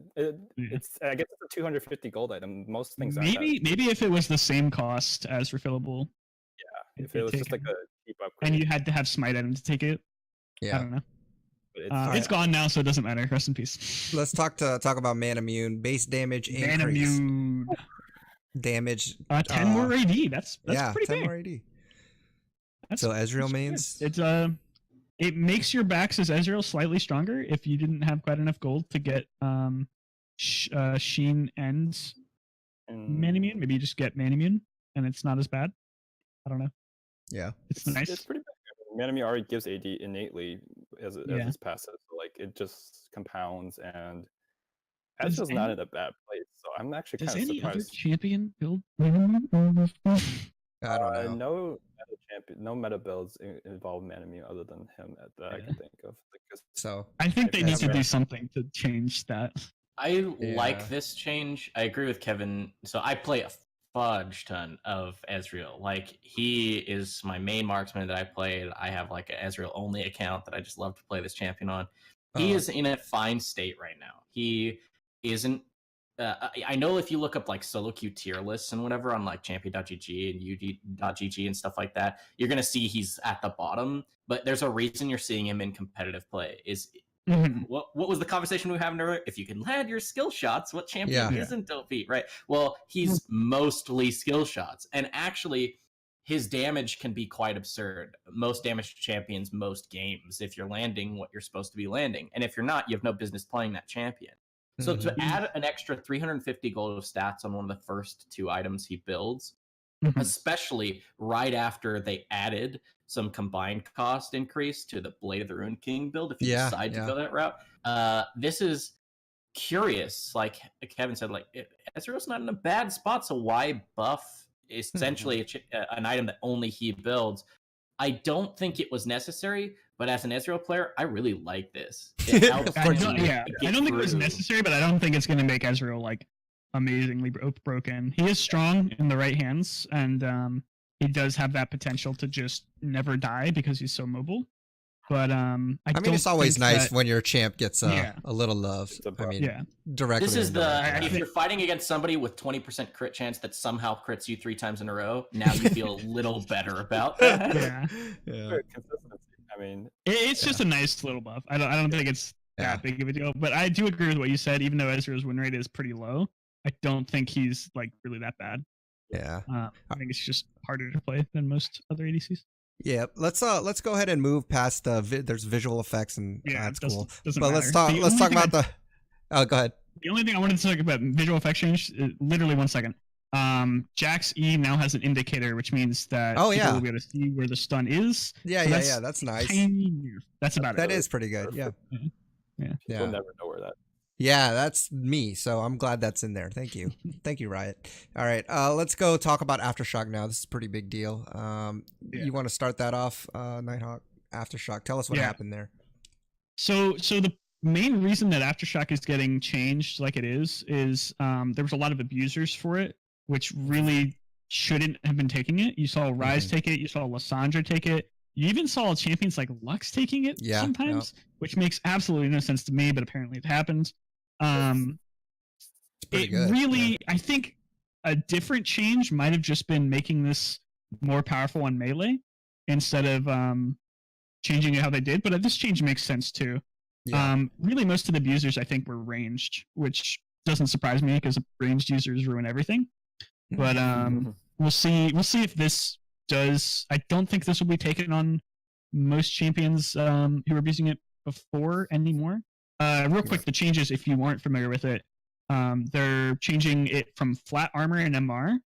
It had 70 to 120 scaling up throughout the game. They're changing it from flat 70 to 120 to flat 70 plus 0.5 of your bonus armor and MR. Maxing out at 150, so you can't just like get 800 armor and MR with Malphite or whoever else stacks a butt ton of MR and armor. And the other big change is they reduced the damage, or they changed the damage from flat damage plus maximum health damage plus AD and AP ratios to just flat damage plus HP. So this is also going to remove the fact that Lissandra builds 400 AP and does however much damage with Aftershock. So I think this basically does kill the rune for anyone who's not going tank. But this is a very nice buff to tank users. Alistar, Volibear, whoever else uses it, Orin maybe. Good for you. This is a good rune. You guys agree with that, Kevin, Superman? I think it's a really big buff for tank users. It only requires 160 armor or MR to achieve the 150 stat. So on certain characters like Amumu, for example, who's starting to come back, Amumu will really enjoy this, I think. That percent max health damage is actually, it's only a 1% increase, but they also, actually they didn't increase the base amount at all. But 1% it can be a big deal. 1% would be about 30 damage if you have 3,000 health. So I mean, it's nice. It's definitely, it'll start to add up. But I just think it's better for tanks in general. I think tanks will definitely want to take it. I am a little confused on the reading. Does it mean that like when it says max 80 to 150 based on level, is that the extra bonus you can get, or is that just the number you'll end up at? That's the extra you can get. You cannot go over 80 to 150 based on level. So if you somehow got 200 armor and MR at level 1, you'd still only get an 80 Aftershock increase. Okay, so I was like, it's not. You cannot exceed those numbers. Extra stats, right? Okay, making sure I'm reading it right. Then that's, it's not insane, but it will help tanks just even slighter, and it's a nice option. I think tanks were a little underwhelming with Aftershock. Like I would still take it. I had to take it, but like I was like, why are these mages better than me? So this is a long time coming. It's a healthy change. Rip Aftershock mages. Thank God. Get them out. It literally made 0 sense for mages to be able to build Aftershock and have it be strong. So Lissandra was maybe the only champion that it kind of made sense on. Rise and Lux, come on, get out of here. I know, right? Look at the base numbers though. It still is usable on these characters. It's 70 armor and MR. Like I used to play Singe as my main, and like that ultimate is considered broken, and it gave like 55 armor and MR at rank 2, and this is 70 as a base. Maybe, but it's only for, I don't know, maybe. Right, it makes you tanky, but now you actually can't deal consistent damage. Yeah, you don't. I think that's the point. Yeah, it's gonna make you tanky, but I think that was the whole thinking, was to take it out of the hands of. It was tanky and it did damage. So it might not be like we said. Maybe it's the Tom Kench treatment where maybe it's not dead. We just have to see it go away for a while. Yeah. But I don't think it's very good anymore. But we'll see. Okay. I agree. Bone plating. Yep. Damage blocked. Yep. Good job, bone plating. 30 to 60. Was from 25 to 50. Now it's 30 to 60 based on level for bone plating. But in reality, it's 15 to 30 because bone plating has 3 autos blocked, right? Or 3 damage. Does it? I don't know if this is individual or all 3. That's true. If this is all 3, that is a pretty big buff. If it's individual, then it does not a big buff. Or sorry. So does anyone in the chat or does anyone here know? Does bone plating 25 damage block 3 times? I will look up on the wiki real quick. 3 times, right? Because anything could pop it's 3 times. Yes, no, yeah, it is individual. So all 3 spells will reduce it by 30 to 60 now instead of so that's 25 good. to 50. Yeah, so that's 15 to 30, which is that's a pretty big deal. Pretty big deal, especially because it's early on. It already gets. 50. It's just so hard to compete against. What else is in that slot? It's Demolish. no. Oh, no, wait. Yeah, it's Demolish and Shield Bash. No, that's the other one. No, it's second wind and conditioning. Conditioning and second wind. No, it's not that hard to compete against. Yeah, it's not hard. Okay, yeah, maybe we'll see it more now. Right? Second wind's only taken in poke lanes or certain characters. I don't think second wind's taken very much. I don't really like conditioning. I actually really like conditioning, but it's getting buffed. I don't know. It is getting buffed, not very much. Celerity and this spoiler. So, this is yeah. So this celerity change is actually a nerf for a few champions. Hecarim, notably, he's already receiving nerfs this patch. I believe he used the celerity as a secondary, celerity and water walking. Sometimes I'm not sure if that's totally meta, but it is a nerf for him. But for almost every other champion, this is a buff. Not a big buff, but it is a buff. There's not too much to be said about that. Okay. It doesn't make sense as a change because you can make an argument that Hecarim could take it, right? Because increased movement speed will give you more AD on your passive too. So the 10% could be helpful if you took celerity second. Now if you take it, you actually just get. I'm pretty sure you get less movement speed. I don't know. So the way it works is you get 1% flat movement speed, right, which most champions have around 300 to 400 movement speed ish. So that would be something around 3 to 4 more movement speed flat. And then you get bonuses on top of that are 7% more effective. So your boots, instead of giving plus 40 movement speed or whatever it is, it gives 43 or something. So it evens out, and I think it is slightly more effective if you do the math for most champions. But for champions who are moving really, really quickly, like Hecarim, it is a nerf. Okay. I haven't done the math on it yet, but I'm pretty sure that's true. They wanted to broaden its use cases, but they just made it less strong. I don't know. Maybe some. That might have to be some. You might have to run more deep math on that. Yeah, I think some theory crafting will have to be done, but I don't think it's that big of a deal. It is nice that it's nerfing to Hecarim, but I don't think many people are going to take celerity anyway, considering that we saw another buff this patch to Relentless Hunter, which I think is going to be really good. Like a buff that this thing should have got, but whatever. Yeah. Cheap Shot increased by 2 to 5 damage. Cheap Shot is good. I don't know. I don't think so. Maybe. I don't know. So if you play like an MF, for example, it's good because it's true damage, if I'm remembering. Yes, correctly. I believe it's true. And you can proc it for free with your E auto. Yeah. What's the cooldown on it? But it's just a very small number. So I mean, I think they just want people to be a little bit more incentivized to take it instead of Taste of Blood. It's only a 4-second cooldown, so actually that could be a pretty big deal. It is a pretty big deal. So Taste of Blood is what people used to take because it's just safe. If they want to have a little bit more risk in people who pick it, they can get more reward if they can use it correctly. Yeah. So this is a buff to Teemo, because you can actually proc Cheap Shot with your Q, which is absurd. Yes. Does it? Yeah. No, it does. 100%. Oh, so it just procs with the Q and it's not just Q and your E. Like you have to auto attack them. Okay. So yes. But you can E and then Q, and the poison tick will apply Cheap Shot's proc as well. You don't have to auto attack afterward. Poison. Okay, yeah, no, you're right. I understand the theory crafting, but the thing is, how does Teemo take that? Does he take Electrocute then?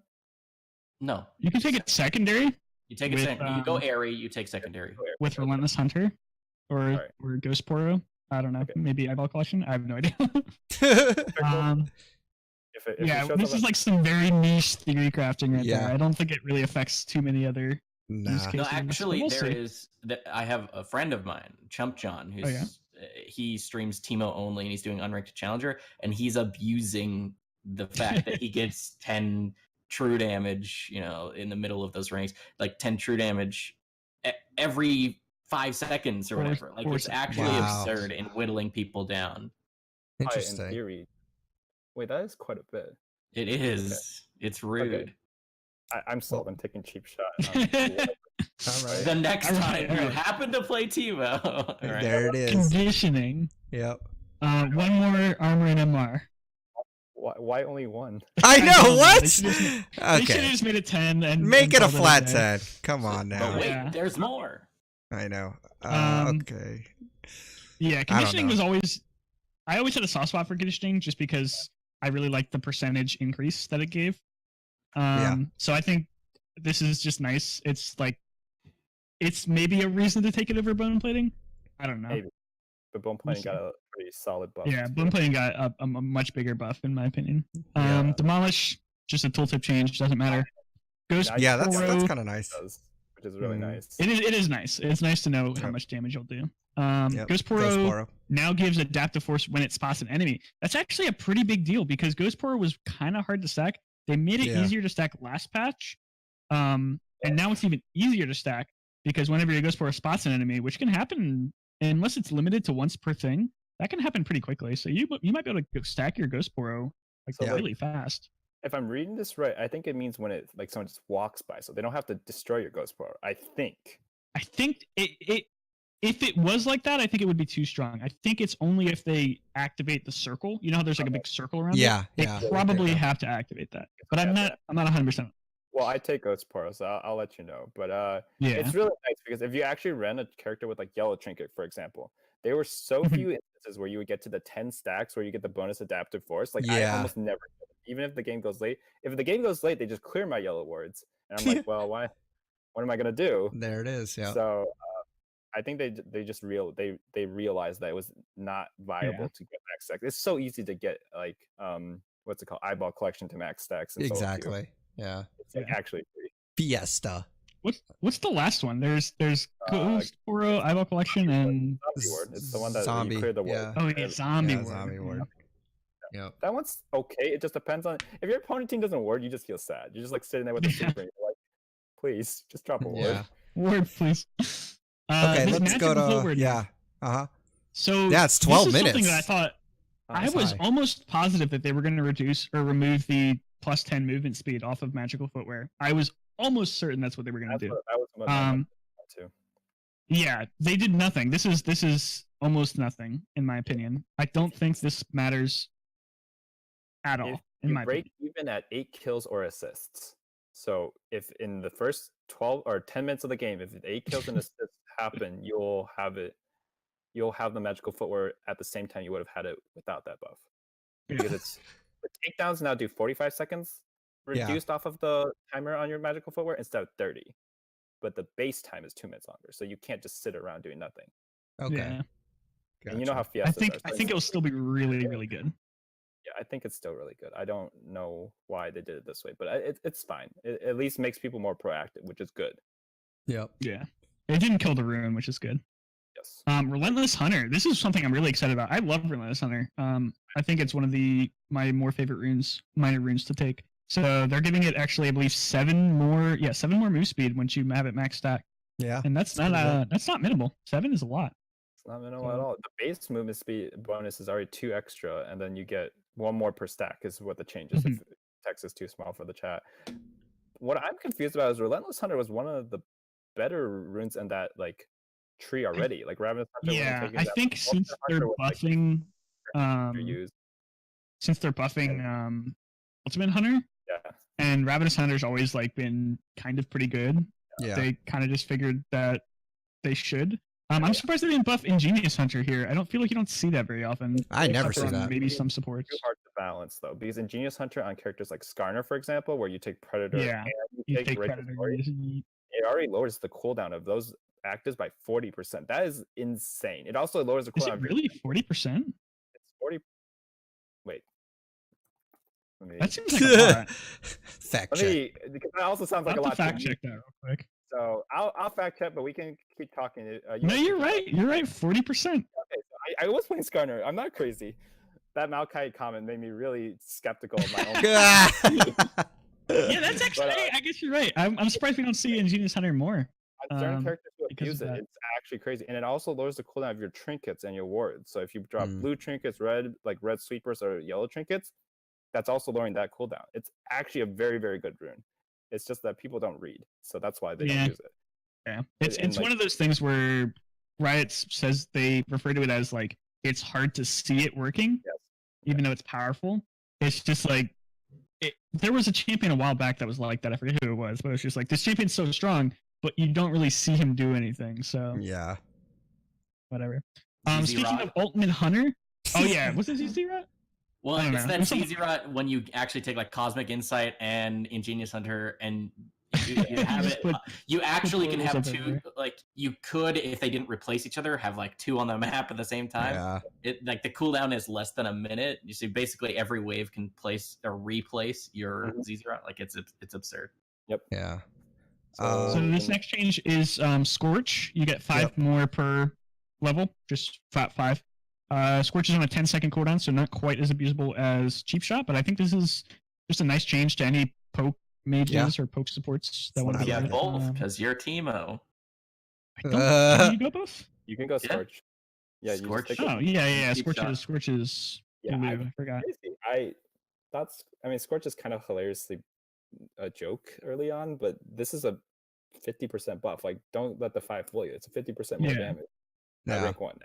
5 damage low. Yeah, I could see it being with Teemo going Arcane Comet, Scorch, Cheap Shot, just poking people out of lane. I don't know. Maybe this is like the straw that breaks the camel's back. Oh my gosh, no more Teemo. I hate this guy.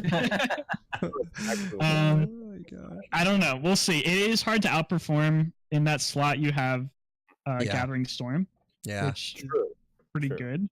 And then you also have Water Walking, which most junglers want to take if they end up going Sorcery second. Either go Water Walking and something like that. But maybe it can outperform them on some supports. It definitely makes it better than Gathering Storm for a lot longer now. So it probably makes it better than Gathering Storm for like 5 to 10 extra minutes, depending on what character and how often you can proc it.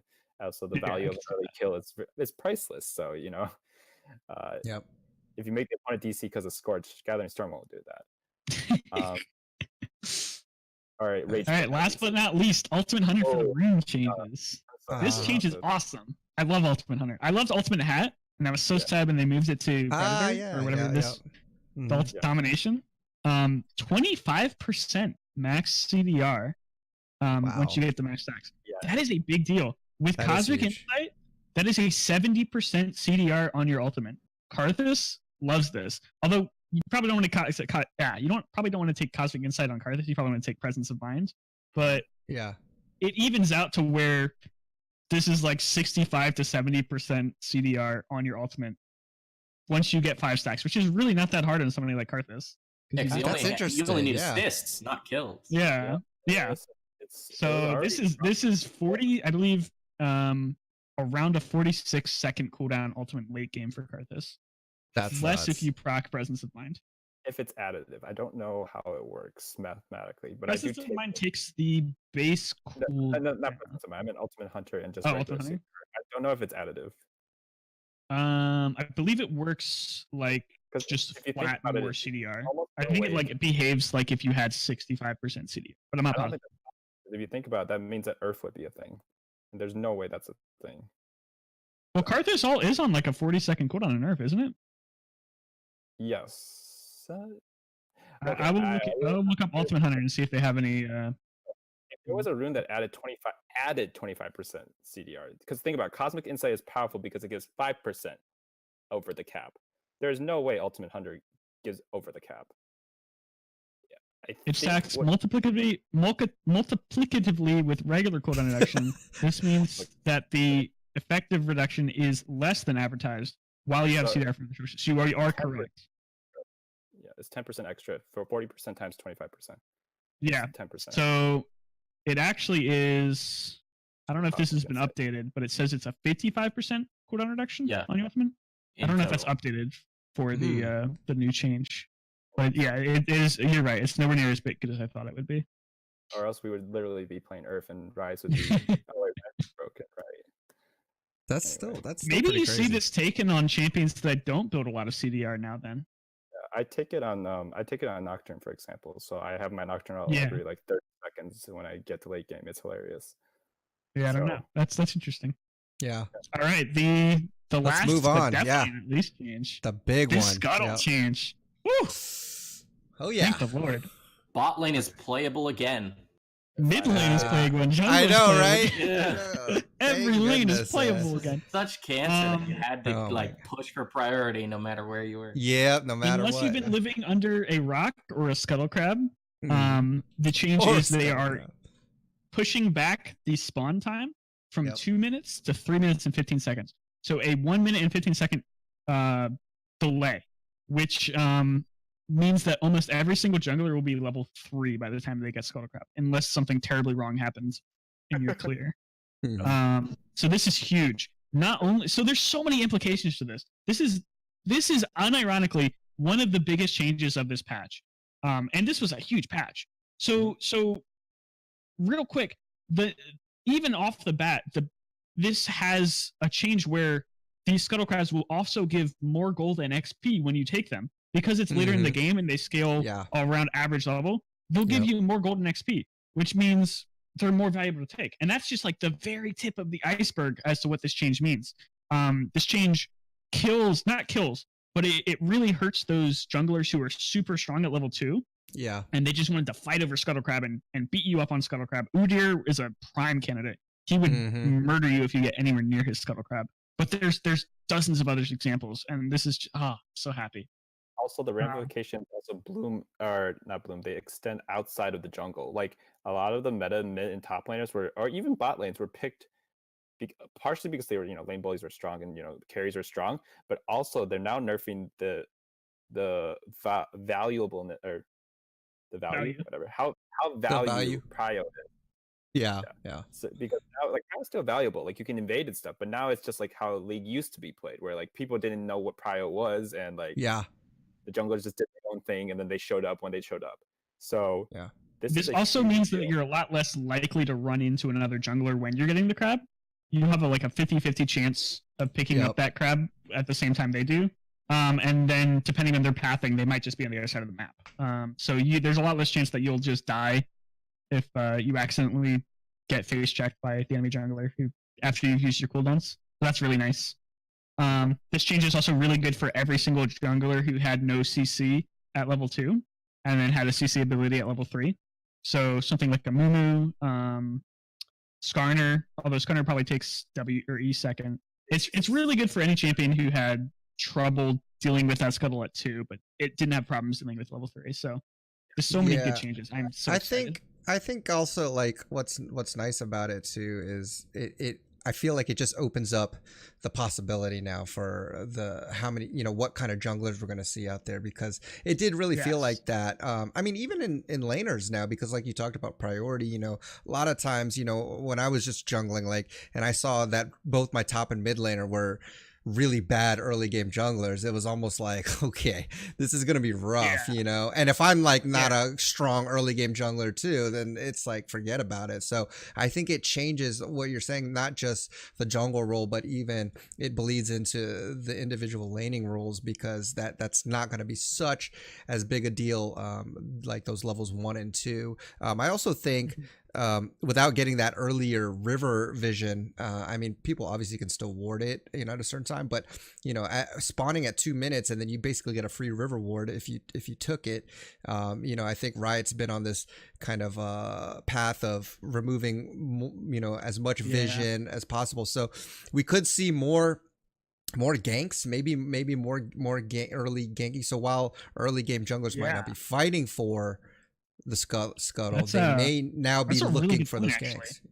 So you aren't missing out on scuttle if you do go for a level 2 gank, which means that you aren't missing out on upwards of 200 gold and 2 levels worth of XP. That's actually a really good point. Maybe we see the return of level 2 ganks. That's right. They weren't dead. Scuttle's only 70 or 80 gold, not 200, but it is worth a lot at the beginning. It's a lot. I meant for both. If you're forfeiting both, both, 160 gold, and then you also because if you go for a level 2 gank, they can get your scuttle, and then they can go and get their scuttle. Yep, that's true. Pain in the butt. Yeah. So that could be. Yeah, maybe this is the push Camille needs, or Twitch, or Ezreal jungle again. Who knows? I mean, you can just play pretty much anything in the jungle now. The jungle is just that's what I like. Yeah, that's what I like. Yeah. really opens up the. I'm surprised. This feels like a half measure to me. Like it is such a big change, but I'm surprised they didn't just go all the way and like just get rid of Skull Crab, or at least reduce the effectiveness of it. But I'll take anything I can get. This is such a nice change. I don't know if players know this, but later on, when in Skull Crab's worth 140 gold, that's half a kill. It's half a kill for a harmless little creature that is scuttling It's half around. a kill, and it's an unkillable ward that sits right on top of an objective. Yeah, you cannot take that dragon or baron without the team knowing. Oh, I love it when my teammates take it from me. Oh my god! So, real quick for everyone watching, sometimes your Hunter's Talisman will burn it, and the jungler is just like, okay, it's like 10 health, it's gonna burn down. They're not leaving. They're not mid. Yeah, no. I know. I literally watched my AD carry just like, oh, thanks. And I'm like, I know. That is the equivalent for any laners out there who aren't familiar. That is the equivalent of me walking into your lane, smiting your cannon minion, walking out of your lane, walking back into your lane right away, and smiting your other cannon minion. That's right. Yeah. Yeah. So the more you know. Go away. The more you know. Mate, you know what I think we should have one day is just a roundtable discussion between all the different roles. Be like, you know what I'm upset about you as an ADC? Grievances. Grievances, right? And then we just come together and be like, oh, we understand each other now. Only if you have to dress up as your favorite champion in that role. We might have to do this one time, okay? So we'll have an extra camera in the middle here for 5 people, and I just got to say that, like, find a purple hoodie.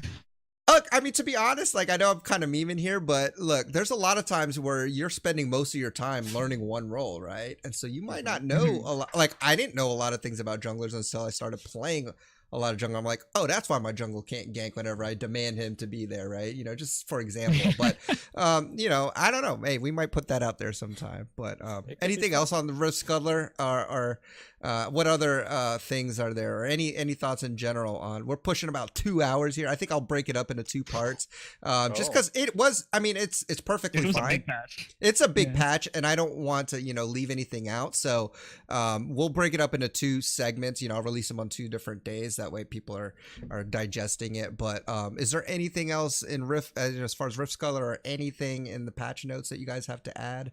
That think that's important? Go ahead, Kevin. Sorry, you go ahead. Whoever has something else to say, because I had something to say, but I have to collect my thoughts real quick. Superman, you got anything to add or anything? No. Okay. All right, then I'll talk with it. So like, compounded with the Scuttle changes, the buff to Cinderhulk, and the fact that Aftershock was buffed, Jarvan, Rek'Sai, and Hecarim were all nerfed on the same patch.